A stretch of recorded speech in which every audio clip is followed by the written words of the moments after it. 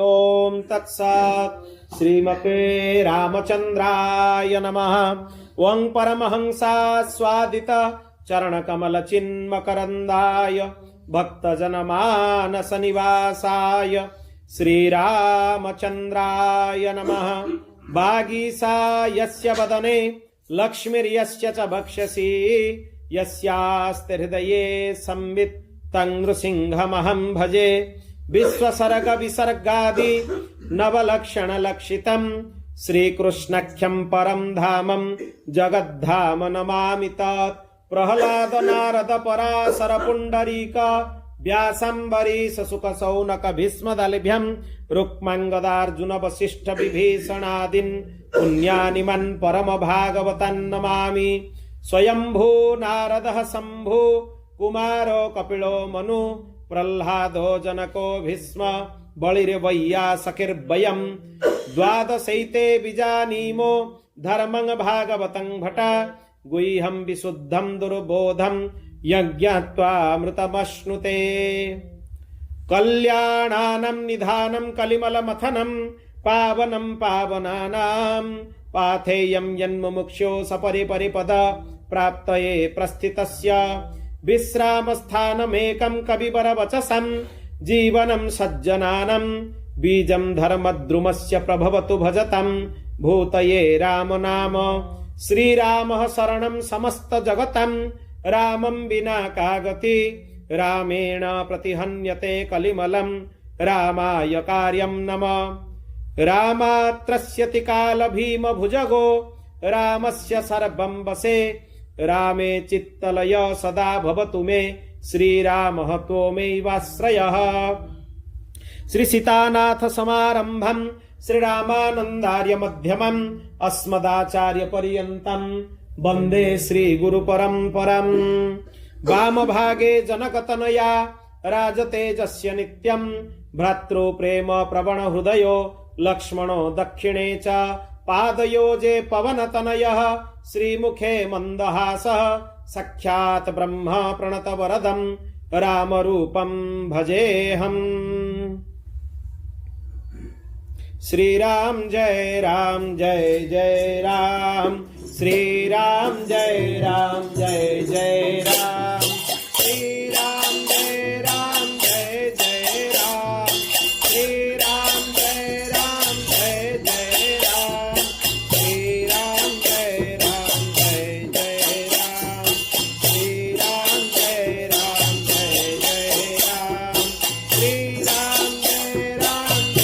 जय राम। श्रीराम जय जय राम। श्रीराम जय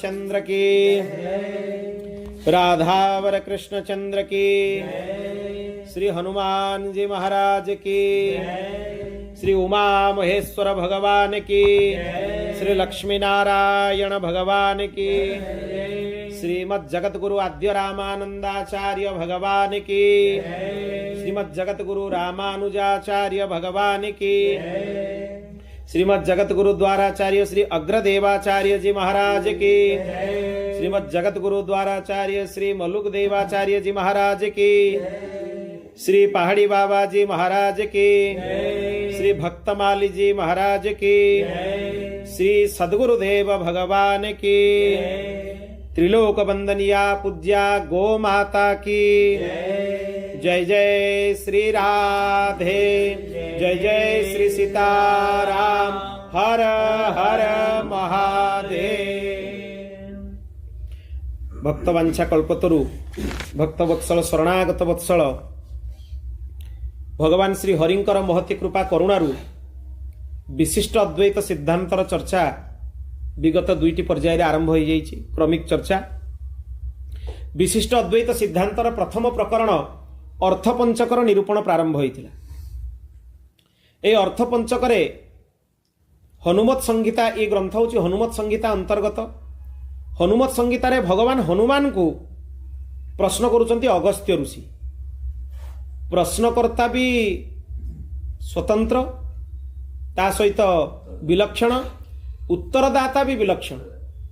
अगस्त्य ऋषि जे भगवान रामचंद्र को निजे माने आदित्य हृदय स्तोत्र प्रदान करिसंती। पुणी अगस्त्य ऋषिंकर गोटे संहिता भारी विस्तार रे अछि अगस्त्य संहिता, जो थे अगस्त्य ऋषि राम मंत्र निरूपण करिसंती, राम मंत्रार्थ प्रकरण निरूपण करिसंती। आउ रामानंद संप्रदायर गुरु परंपरा को अगस्त्य ऋषि निरूपण करिसंती।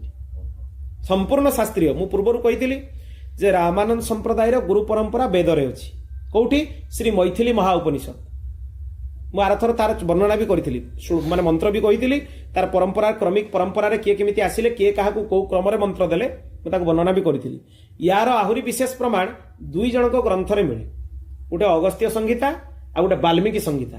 जो वाल्मीकि महर्षि निजे भगवान रामंकर प्रत्यक्षदर्शी रामायण रचयिता तांको ग्रंथ रे सी लिखिचंती परंपरा को, तामाने अति प्रामाणिक।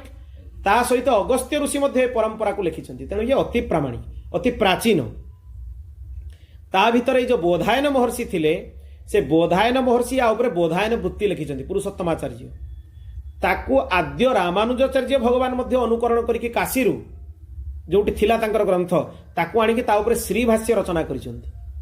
श्री भाष्य ब्रह्मसूत्र उपरे एवं श्रीमद् भगवत गीता उपरे रचना करिचंती रामानुजाचार्य। तांका भाष्य को श्री भाष्य कहा जाए।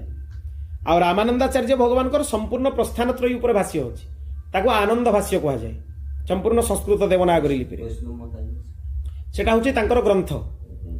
से तांकर शिष्य सुरसुरानंद को जो उपदेश देइथिले सेटा हला वैष्णव बताब्ज भास्कर प्रश्न उत्तरी रे।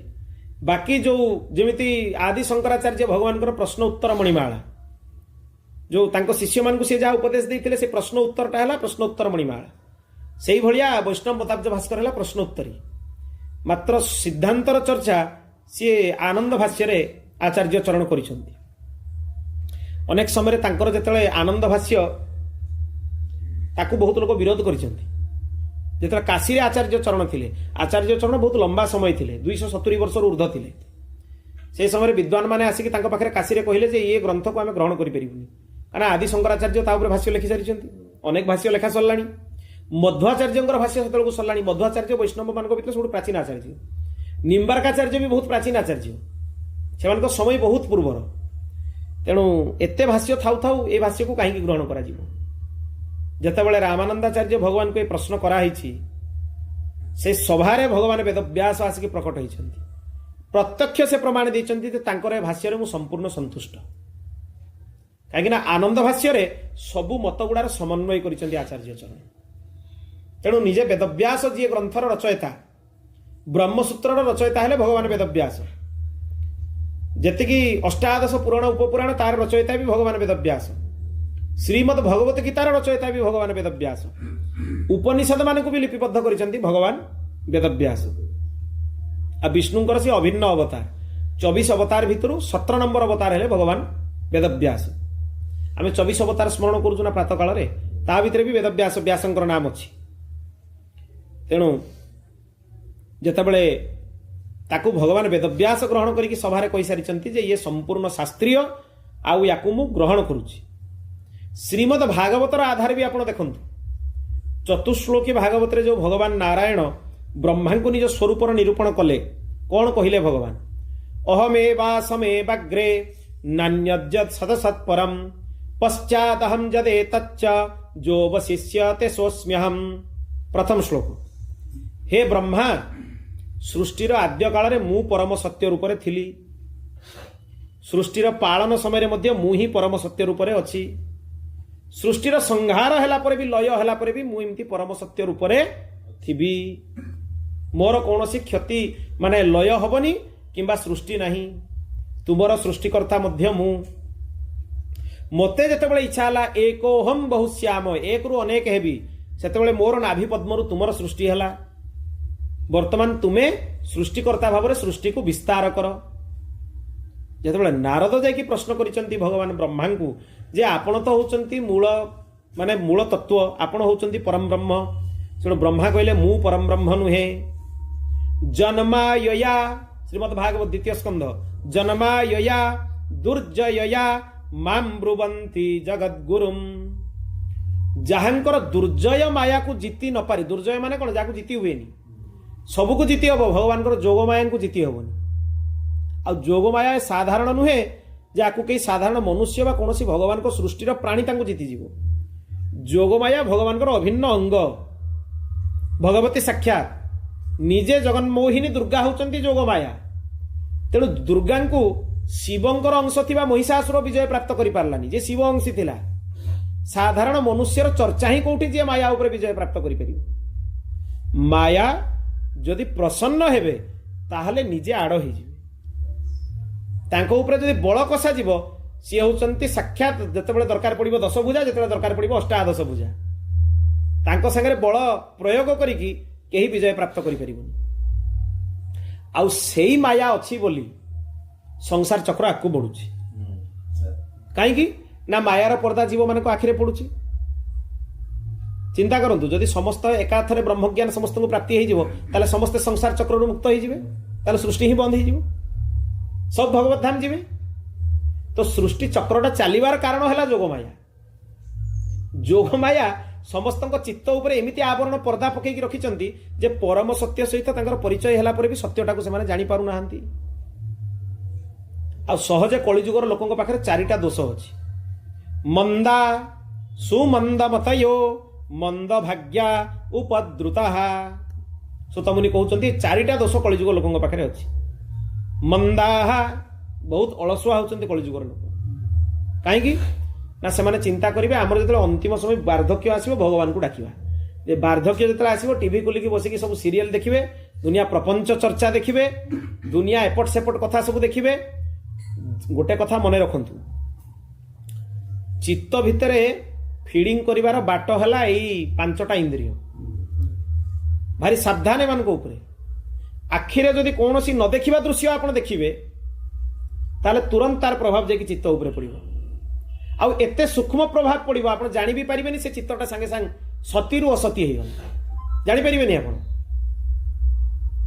आपण चिंता करूचंती जमदग्नि ऋषिंकर पत्नी रेणुका अत्यंत पतिव्रता तांकर पातिव्रत धर्म एते श्रेष्ठ से कंचा माटी हाथी रे माठिया कर देकी पानी पुरेकी नहीं आसतले माठिया भांगु नथला एते श्रेष्ठ पतिव्रता धर्म किंतु गोटिए दिन से जल क्रीड़ा कला बेले माने जल क्रीड़ा करुवा गंधर्व मान ऊपर दृष्टि पड़गला सेतिकी मात्र खाली खराब जिनस आखिरे पड़ला से चित्तर विकृति सृष्टि है से माने जल रे क्रीड़ा करुले गंधर्व माने से दृश्य रेणुकांकर दृष्टि रे पड़ला तुरंत जो माठियाटा को से उठे आनुते माठिया भांगला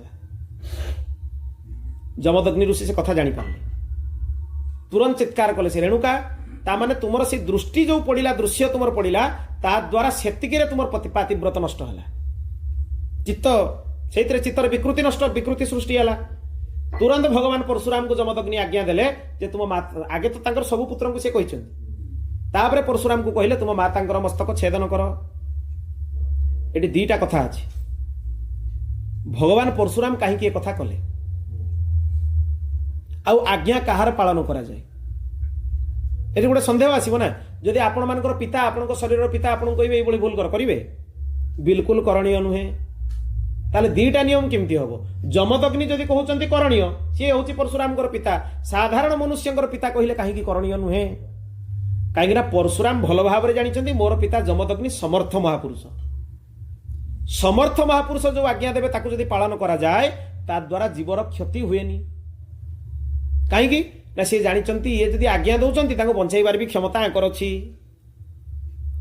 मारी सारा जो से कहले परशुराम को जे वरदान माग परशुराम कहले मोर भाई मान को माँ को आप पुनर्जीवन दिंतु आ से भूली जातु जे तांकर मस्तक मु छेदन करी जदि जमदग्नि ऋषि भाया सामर्थ्यवान लोक के आज्ञा दिए ताले शास्त्र विधि उल्लंघन हेले भी सेठी व्यस्त हवा को पड़ोनी कि समर्थ महापुरुष होता दरकार ताहले गुरुर आज्ञा करियसी ना जार सामर्थ्य नथिबो से यही दुष्ट आज्ञा दब ता आज्ञा बिल्कुल पालन करेनि से लोकर भी पतन हम जे ता आज्ञा पालन कर तार भी पतन हम तेणु एटा अनुकरणीय नुहे बहुत लोक ये कथा बुझी पारती बोली शास्त्र सब दृष्टांत उठेकी कहती सी तो एमती करते आम कहीं करवानी शास्त्र समस्त दृष्टांत अनुकरणीय नुहे कहीं अनुकरण करने आगु निजर सामर्थ्य अच्छी कि नहीं आगे चिंता कर परशुराम साक्षात भगवान विष्णु विष्णुଙ୍କର अवतार आ जमदग्नि सामर्थ्यवान महापुरुष कहबार उद्देश्य है जे गोटे छोट दृश्य भी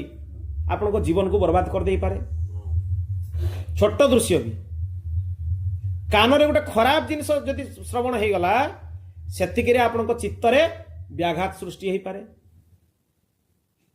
आ मुखर जदि खराब शब्दर उच्चारण हो गला ता द्वारा भी संपूर्ण जीवन नष्ट हो जाई पारे तार उदाहरण है अजामिल आम मानकर धारणा अजामिल जड़े बहुत बड़ा पापी बिल्कुल नुहे श्रीमद् भागवत पढ़ंतु भल की अजामिल पापी नथिले विशिष्ट विद्वान थिले ब्राह्मण थिले संपूर्ण यज्ञ अग्निहोत्र करने वाला ब्राह्मण थिले चारि वेदर ज्ञाता थिले साधारण ब्राह्मण नथिले सी त्रिकाल संध्या बंदन करुवा ब्राह्मण थिले ताले गोटे एते बड़ विद्वान रो एते बड़ पतन केमती हैला से दृश्य गोटे दृश्य थरे दुश्चरित्रवान किसी पुरुष बण भितर थिले नारी मान सहित कुसंग करुले यही दृश्य तांको आखिरे पड़गला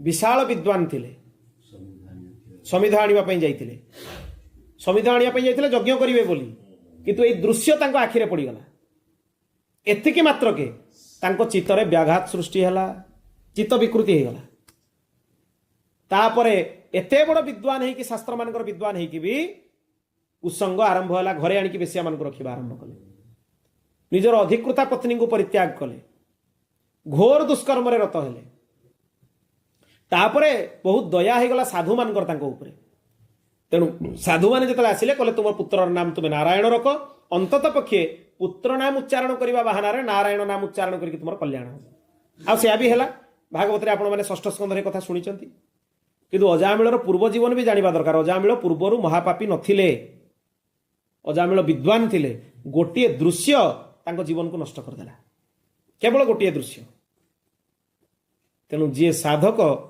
से बहुत सावधान रहिबा उचित प्रत्येक मुहूर्त को सावधान रहिबा उचित कहीं ना साधक केतेबेले सावधान हबो जेतेबेले तार ए चेतना जागृत हो जिवो जे प्रत्येक क्षण रे मु मृत्युर निकटतर होउची प्रत्येक मुहूर्त कमी कमी चली जमी देखी बाली बालीर धारा एमती तलक तलक खसी खसी खसी खसी चले समय जंत्र थाए एमती ऊपर गोटे थाए तले गोटे थाए यही ऊपर धारा खसला भाया आमर मृत्युर समीप आम चलचे आपड़ कहे मोर 28 वर्ष है मोर 30 वर्ष है 30 वर्ष है जीवन 30 वर्ष सरीगला व्यथा वृथा चलीगला 30 वर्ष जो दिन यही चेतना आम भीतर जागृत हो मो जीवन अधिकांश समय कौन जाऊँगी निद्रया ह्रियते नक्तम अधा जीवन आयुष निद्रा चोरी करके नहीं गला अधा आयुष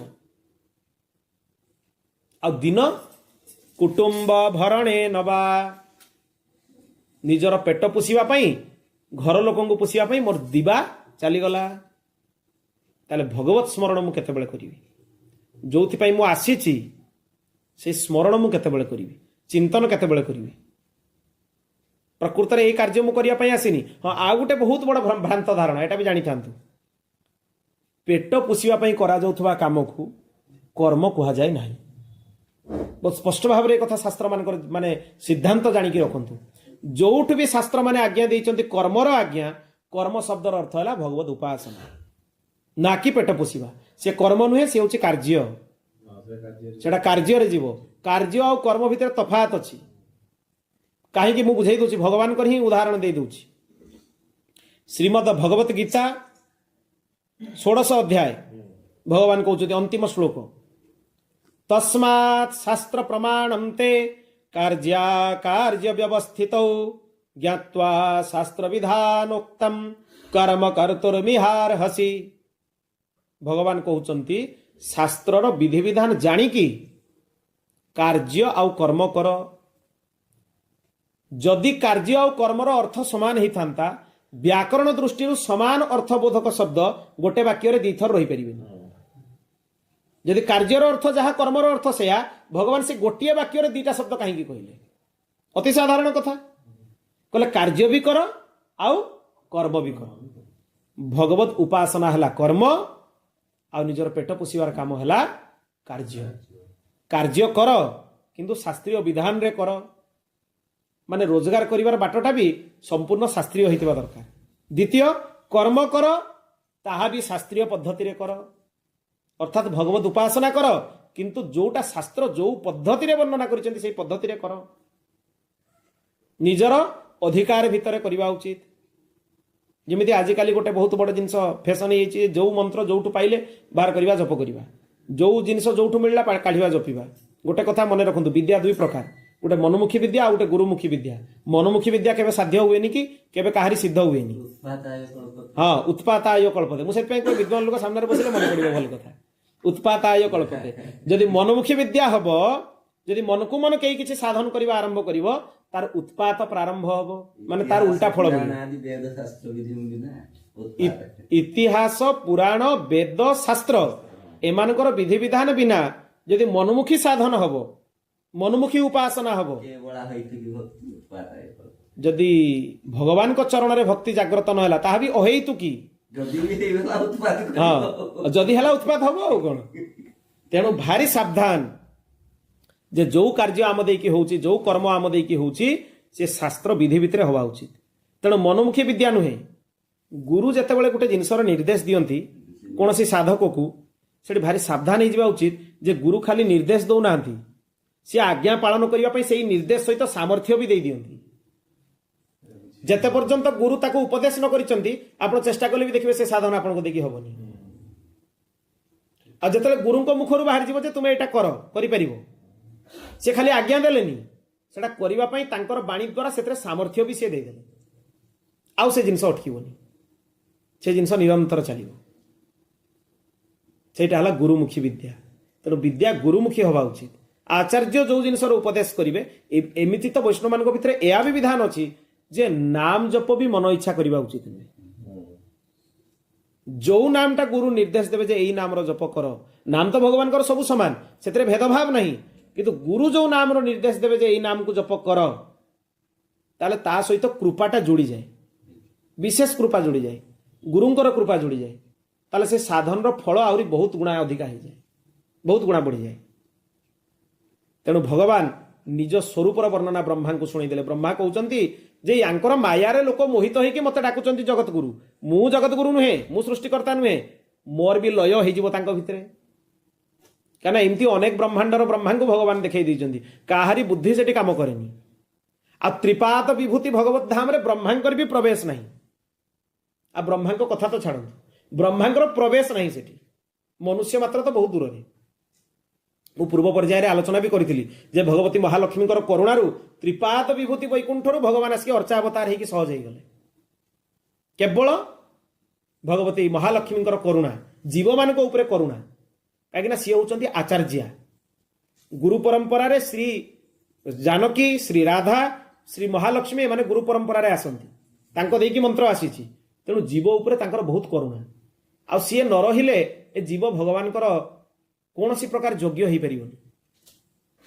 केवल सी ही भगवान चरण में नवेदन करती नले भगवान चिंता करेंगे जदि भगवत्ता को ताले तांको योग्य ब्रह्मा शंकर भी हेबेनी आमे तो बहुत दूरर विषय किंतु भगवान को भितर विपरीत गुण अच्छी सबुठु दुर्लभ भितर से दुर्लभ आ सबुठु सुलभ भितर से सुलभ सबुठु सुलभ तांको प्राप्ति करिवा भारी सरल यत्फलम नास्ति तपसा जो फल तपस्या रे प्राप्त करिवा कष्ट न योगे न समाधिना जोग समाधिस्थ होगी पाइबा कष्ट तत्फलम लभते सम्यक सम्यक शब्दर अर्थ संपूर्ण व्याकरण अनुसार से संपूर्ण फल मनुष्य को मिल जिवो कलौ केशव कीर्तनात् केवल कलिजुगरे भगवान कीर्तन रु तार फल प्राप्ति हो जिवो सेइथि पई भगवान वेदव्यास को संतुष्टि नथिला 17 पुराण लिखि सारले तथापि तांको मन संतुष्ट नहीं से कहले मु तो लोक मान को कल्याण पई लिखि सारलिनी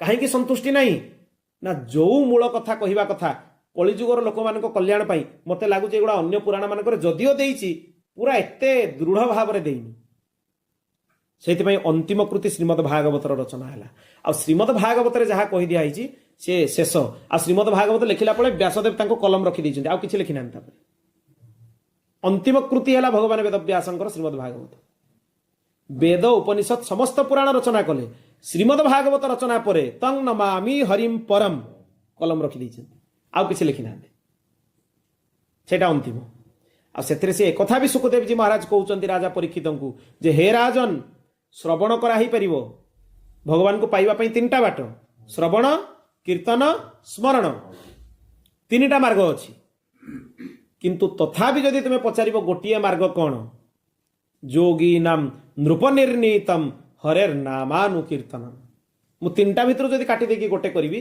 सेला भगवान कर कीर्तनम किए कहउचंती वैराग्यर चक्रचूड़ामणि साधारण लोक नुहे ज्ञानी मान भितर एमिति ज्ञानी जे आसिला बेलू वशिष्ठ ऋषि ठिया हो जाउचंती निज आसन उठिकी जे आसिला बेलू विश्वामित्र ठिया हो जाउचंती निज आसन उठिकी जे आसिला बेलू वेदव्यास तांको पिता निजे ठिया हो जाउचंती आसन उठिकी तांकर जेजेबापा पराशर मुनि ठिया हो जाउचंती आसन उठिकी एमिति एमिति महापुरुष से सभारे अछंती तार वर्णना करा ही परिबनी से भलिया वैराग्यर चक्रचूड़ामणि पुणी नंदनंदन रूपस्तु श्री सुक भगवान ऋषि साक्षात नंदनंदन कृष्ण ही होचंती सुखदेव सुखदेव साधारण ऋषि नुहे निजे नंदनंदन निजर कथा को कहवा पाई सुखदेव हेके आस्थिले सी कही दउचंती जोगी नाम नृपनिर्णीतम हरेर नामानुकीर्तनम भगवान को नाम आ संकीर्तन छड़ा दुनिया रे किछि बाट ही नहीं द्वितीय रास्ता ही नहीं गोटिए ही मार्ग तार उदाहरण से पचारि चंता पर किए राजा खटवांग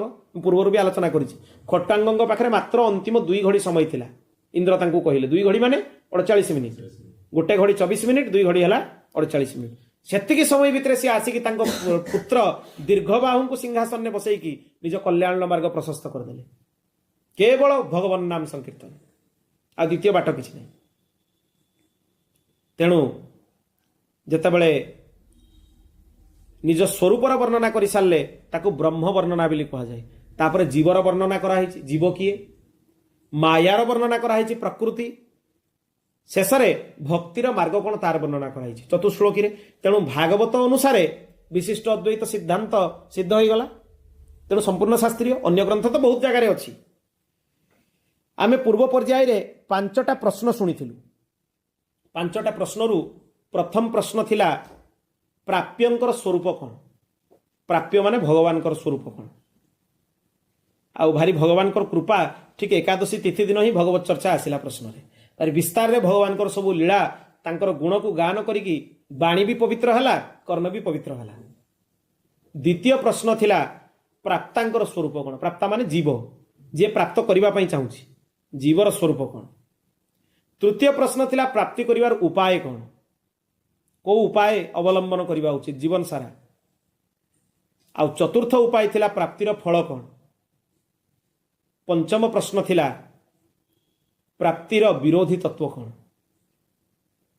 तेणु ये 5टा प्रश्न ही अर्थ पंचक बोली कह जाए जोड़ा अगस्त्य ऋषि पचारुचंती हनुमान को आ हनुमान तार उत्तर दे चलती से क्रम में आमर प्रथम प्रश्न उत्तर पूरा हो जाइथिला आमे द्वितीय प्रश्न को जीवा द्वितीय आड़ को जीवा माने जीवर स्वरूप आड़ को जीवा ए सब गुड़ा तत्वत्रय आहरी अन्य भिन्न भिन्न प्रकार जिनस सब आलोचना हम से भी सही कथा आसब ना ब्रह्म जीव माया तीनटा ही तत्व तांकर चर्चा हम अद्वैत एक कहुई विशिष्ट अद्वैत तीन भाव त्रिधा वर्णना कराई तेणु स्थूल सूक्ष्म कारण तो भिन्नम कोशा च पंचकात् जाग्रत स्वप्नाद्यवस्थानम साक्षी भूतम तो सर्वदा। हनुमान जी कहते अगस्त्य ऋषि को जीवर स्वरूप कौन जीव स्थूल शरीर सूक्ष्म शरीर कारण शरीर तीनटा शरीर ठू भिन्न ए तीनटा जाक शरीर जीव नुहे जीव ए तीन जन जाकटू भिन्न आउ काहाटू भिन्न पंचकोश पाखरु भिन्न प्राणमय कोश अन्नमय कोश विज्ञानमय कोश आनंदमय कोश मनमय कोश पांचटा कोश ए कोश मान पाखरु भी ये भिन्न एगुड़ा भी जीवात्मा नुहे आउ कौन ताले जीवात्मा तीनटा अवस्था ठू भी भिन्न आमर तीनटा अवस्था जाग्रत स्वप्न सुसुप्ति जाग्रत माने आमे चाहिचु एटा जाग्रत स्वप्नावस्था जिते आम स्वप्न देखुचु आ सुसुप्ति माने जोटा को डीप स्लीप कह जाए एकदम स्वप्न भी जोठी नाही स्वप्नर अभाव को कह जाए सुसुप्ति जीवात्मा ए तीनटा अवस्था ठू भी भिन्न ताले जीवात्मा किए ये समस्तंकर साक्षी जो जीवात्मा से तीनटा शरीर भी साक्षी पांचटा कोशर भी साक्षी तीनटा अवस्थार भी साक्षी साक्षी माने किए जी ऑब्जर्व करुची देखुची ये समस्त को सी देखुची एवं सर्वदा विद्यमान रुहे जमी भगवान आदि अंत नहीं जीवात्मार भी आदि अंत नहीं जदियो भगवान को देहरे सी लय हुए किंतु तार से भगवान को देहरे भी से रुहे नित्य तार आदि अंत नहीं जन्म मृत्यु नहीं जन्म मृत्यु ये शरीर मानकर अच्छी तार नहीं ये जो शरीरटा आमको बाहर देखा जाउची पांच भौतिक शरीर ये शरीरटा हला स्थूल शरीर ये स्थूल शरीर रे केतटा तत्व अच्छी केतटा जिनस को लेकिन तैयारी है 23टा तत्व को लेकिन तैयारी है कौन कौन से तत्व ध्यान देके आम शुणा महत महतत्व महतत्व कहला माने ता भितर तीनटा जिनस आसीबो सत्व रज तम महतत्व अहंकार प्रतीक अहंकार सृष्टि आरंभ होइछि तेणु अहंकारटा एते सूक्ष्म ता पाखरु मुक्त हवाटा भारी कष्ट काना अहंकार ही सृष्टि आरंभ महतत्व आदि क्रम रे तापरे आसीबो अहंकार तापरे आसीबो एकादश इंद्रिय पांचटा ज्ञानेन्द्रिय पांचटा कर्मेन्द्रिय 11 नंबर इंद्रिय हला मन मन भी गोटे इंद्रिय आ सबुठ माने शक्तिशाली इंद्रिय हला मन चक्षु श्रोत्र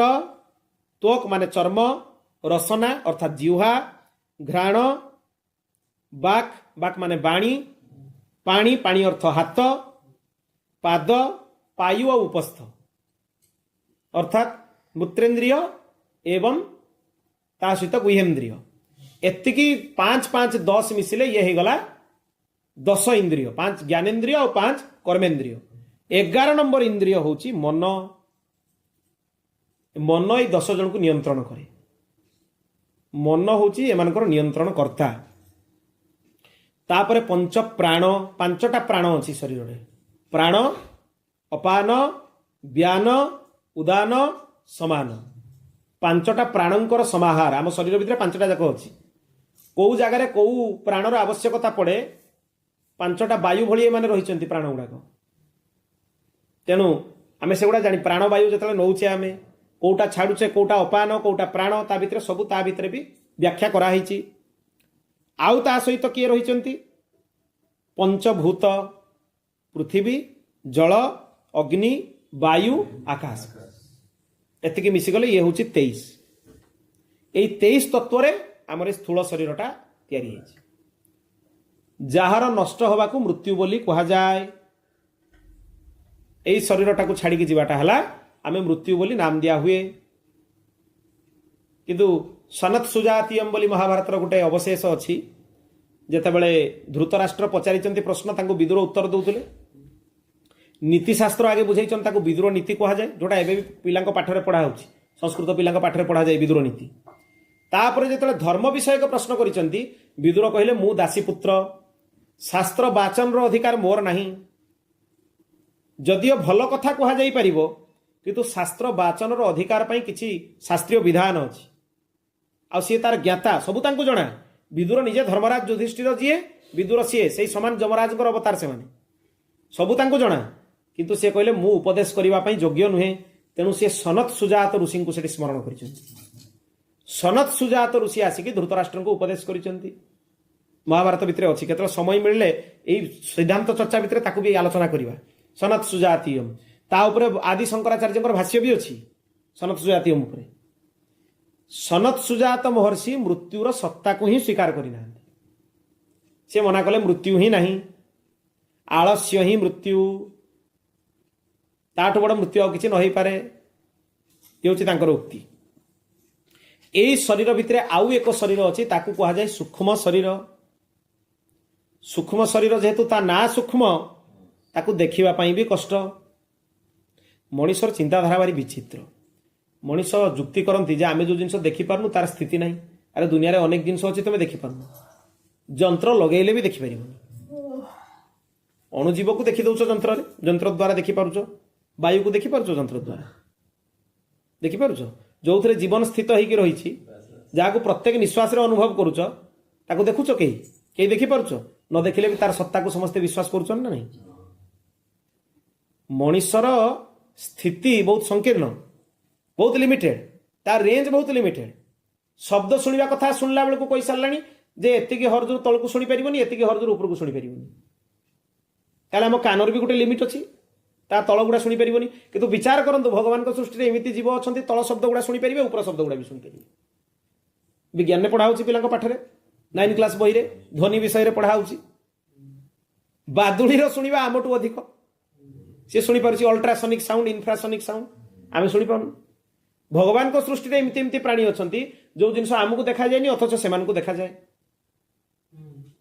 अनेक प्राणी अछंती ता बिली कोन आमे तार सत्ता को स्वीकार करबानी जार सत्ता जमीती कहुई से भली ही अच्छी अनेक प्रमाण दिखाई मु भी अनेक सत्य घटना पूर्व आपण मानक शुणेछि ता उपरे आधारित ये जो सूक्ष्म शरीर ये 19टा तत्व रे तैयारी होइछि कौन कौन से तत्व महत रहिबो अहंकार रहिबो एकादश इंद्रिय रहिबो गोटिए प्राण ता भितर रहिबो 5टा जाक रहिबेनी एक प्राण आ 5टा सूक्ष्म भूत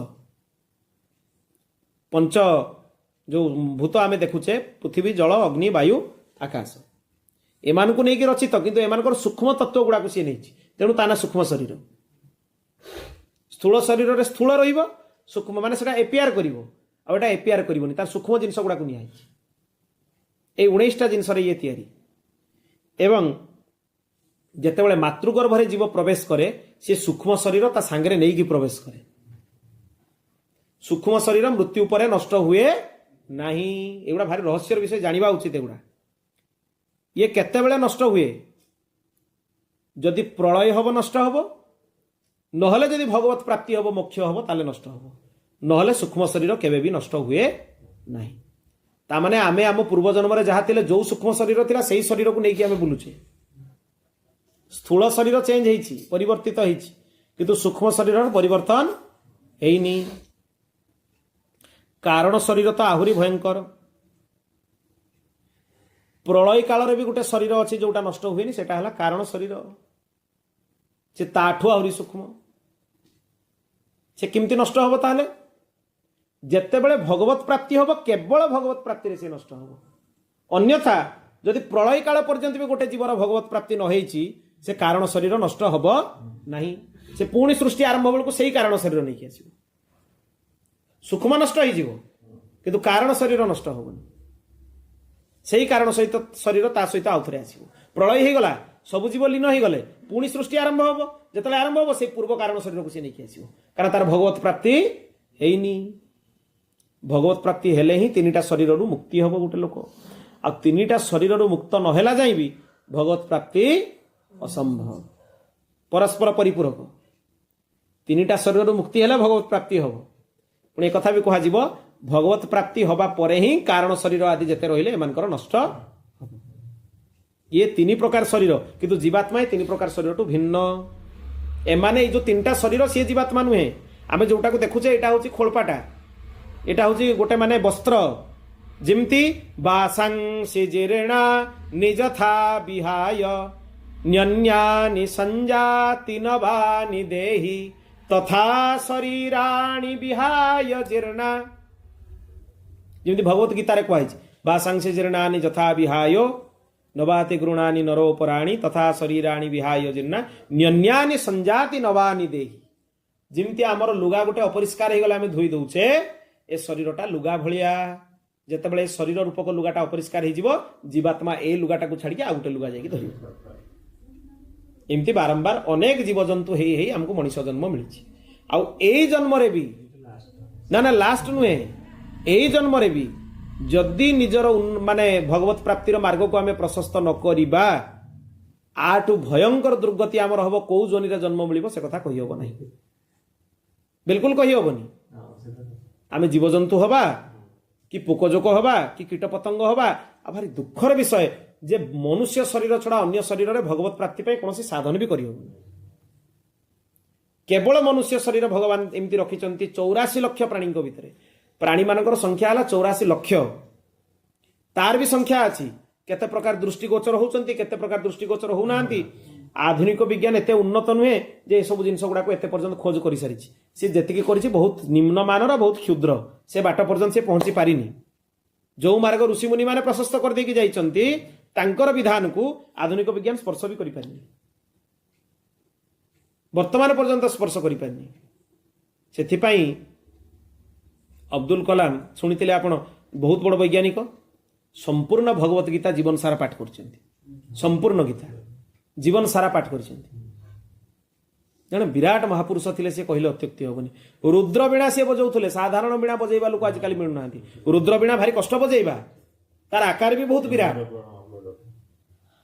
जेतेबेले चांदीपुर देखुचंती आपण माने एठी हम पाखरे अछि डीआरडीओ रो जेतेबेले आरंभ होला से जेतेबेले आसीथिले तार से प्रथम डायरेक्टर डीआरडीओ रो चांदीपुर बालेश्वर डीआरडीओ रो प्रथम डायरेक्टर होचंती अब्दुल कलाम सेतेबेले से 10 वर्ष एठी काम करके जाइचंती से जेतेबेले सेठी आसीथिले जागा चयन पई कोठी करा जीवो से हठात गोटे बरगछ मूल जाकि बसीगले 5 ରୁ 6 घंटा ध्यानस्थ होगी सांगे जो मैंने आसते भारी विरक्त हेल्ले कहले या आसी गोटे गछ मूले बसीगले से बरगछटा हूँ दधीची मुनिंकर तपस्थली बोली कहुए से गछटा ना दधीची पर पचारा बेलू से लोक पचारा जना पड़ा से दधीची वृक्ष से वृक्षर काम कौन दधीची मुनि विद्युत साधना करथिले विद्युत तरंग गुड़ाक देह देकी एमती प्रवाहित होता एत भयंकर विद्युत स्रोत तांकर अस्थि गुड़ा वज्र हो जाता से जो इंद्र वृत्रासुर को मारिले दधीची ऋषिंकर अस्थि को लेकिन वज्र निर्माण कले पिला साहित्य बही भी सान बेले पढ़ा जाए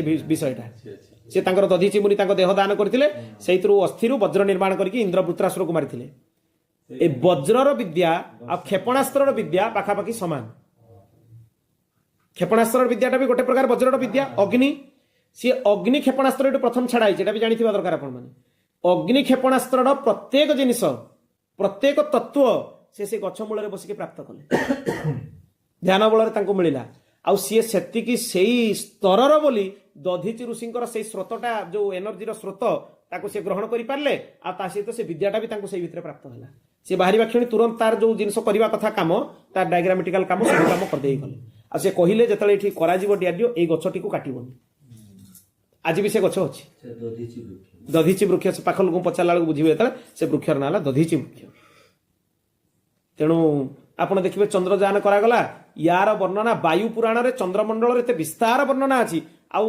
तार जे माने ईश्वर डायरेक्टर भी थे से स्वीकार करिसंती जे शास्त्र रे जो जो जिनिस वर्णना कराई आमे तार भी सहारा नहीं आ तार मार्गदर्शक भारी सौभाग्य आमर जे पुरी गोवर्धन पीठर अधीश्वर जगतगुरु शंकराचार्य होचंती तार निदर्शक सी से मार्गदर्शन करिसंती आपण मैंने देखिए ईश्वर रे पूरा संपूर्ण संभाषण भी वर्तमान उपलब्ध अच्छी यूट्यूब रे केतल बसिक शुणिबे पूरा संपूर्ण संभाषण से उपलब्ध अच्छे पूर्व डायरेक्टर भी जे थिले से तांकर शिष्य थिले जगतगुरु शंकराचार्य तेणु महर्षि माने ऋषिमुनि मानकर जो प्रज्ञा से प्रज्ञा को माने हजम करिवार क्षमता साधारण संसार भितर नहीं से ही स्तर को जी अति मानुष स्तर को जाइथिबो से गीता ग्रहण करि परिबो ସିଧାସଳଖ ତାକୁ ଗ୍ରହଣ କରିବା ବି କଷ୍ଟ। ତାଙ୍କର ପ୍ରଜ୍ଞା ଏତେ ପ୍ରଖର ଥିଲା। ତେଣୁ ଦେହ जो तीन प्रकार शरीर आप शुणिले आत्मा बा जीवात्मा ये तीन जाक पाखु भिन्न। अज्ञान होची कारण शरीर मूल तत्व। कहीं अज्ञानता ही जीवर बंधन सृष्टि करे। ज्ञान मिले तार तो मुक्त हो सी भगवत प्राप्ति हो। ये अज्ञानता ही ताकू बंधन कारण साजे, ताकू बद्ध जीव करे। आत्मार स्वरूप को जो आवरणटा को कोष कह जाए। ये तीन टा तो गला, ता व्यतीत आत्मार आहरी 5टा आवरण अच्छी, ताकू पंचकोश कह जाए। 2 प्रकार पंचकोशर वर्णना है शास्त्र मान। कौन कौन? प्रथम 5 प्रकार वर्णना है देह, इंद्रिय, मन, प्राण आ बुद्धि।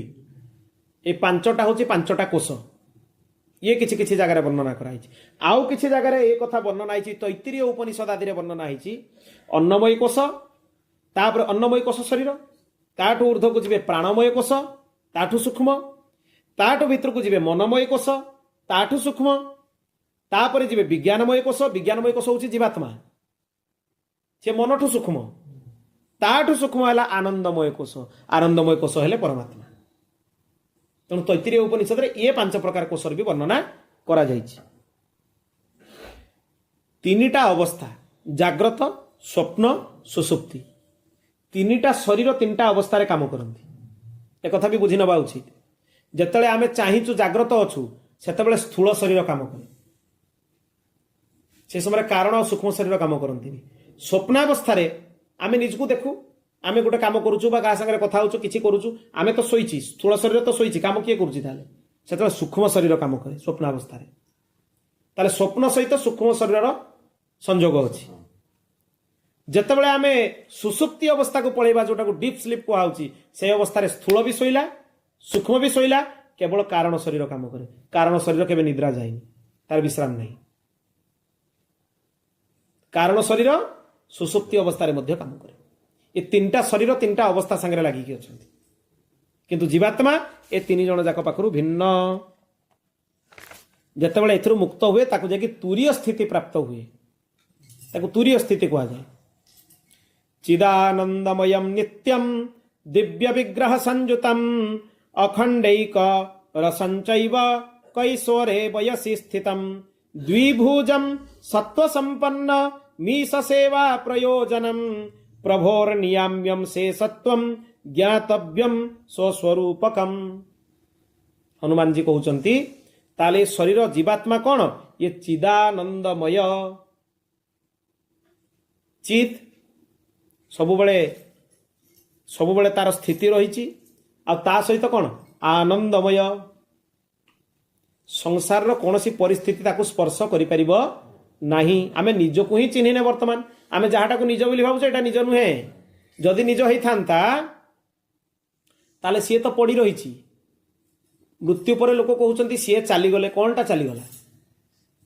चलीगले किए? आत्मा, जीवात्मा, सूक्ष्म शरीर और कारण शरीर को लेकिन चलीगले। गोटे आवरण को छाड़ देकी गला। शरीर थाए किंतु कई कहउचंती सी अछंती बोली, सी चलीगले। ताले किए चलीगले? जी थिले सी चलीगले। जोटा अच्छी एईटा थिले एईटा को आमे रहिछि बोली कहि परिबानी। जदि कहितांते ताले संगे संगे चलीगला पर ताको जळी दिया होछि कहीं। सेटा बुझिबा दरकार। आमे ता सहित ये नित्य माने सबु बेले अच्छी। प्रभुंकर नियाम्य एवं शेष। भगवान ही तार नियामक, ताकू नियंत्रण करुचंती।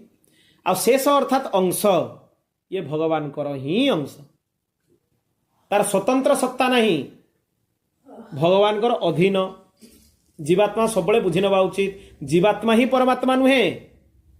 जीवात्मा होची परमात्मांकर अधीन, परमात्मांकर अंश। कहीं जीवात्मा भितर, परमात्मा भितर जी सामर्थ्य अच्छी, जीवात्मा भितर से सामर्थ्य नहीं। तेणु आपड़ जब वृथारे अहंकार करेंगे मु गली ब्रह्म, ताले असुविधा कथा। गुड़ाए अहंकार खाली पुष्ट हम, आउ कि हम। गुड़ाए अहंकार हम, मु ब्रह्म हो गली, मोर आउ किसी साधन दरकार नहीं, मु निजे भगवान तो आउ क्या डाकि। खाली अहंकार गुड़ाए पुष्ट हम। ता सहित शुद्ध सत्वमय। आ नित्य किशोर अवस्था स्थित भगवान भी नित्य किशोर भगवान रामचंद्र और भगवान श्रीकृष्णଙ୍କର बयस केते जेते आयु हेले भी 16 वर्ष सब बेले तांकर बयसटा 16 ठू टिके कम भलिया देखा जांती सी द्वारिकार जेतले भगवान राजा तांकर पुत्र पौत्र प्रपौत्र सब हेकी सब वृद्ध हे गलेनी समस्तंकर केश पक्व हे गलानी भगवान जेमती नित्य किशोर सेमती नित्य किशोर अवस्था रे ही अछंती जीवा जाए लीला संवरण करवा जाए भगवान नित्य किशोर भगवान रघुनंदन वाल्मीकि रामायण अनुसार 11,000 वर्ष राज्य शासन करिसेंती अयोध्यार सिंहासन तापरे निज सभासद मान समस्त को लेकिन जाइछंती आ श्रीमद् भागवत अनुसार सारस्वत कल्प अनुसार सुखदेव जी महाराज अनुसार 13,000 वर्ष एटी जो भिन्नता अच्छे ए सन्देह किसी ना सुखदेव जी महाराज जो राम अवतार वर्णना कर कथा वाल्मीकि रामायण लिखा ही ये भिन्न भिन्न कल्पर कथा जो कल्पर कथा सुखदेव जी महाराज कहते से कल्पर 13,000 वर्ष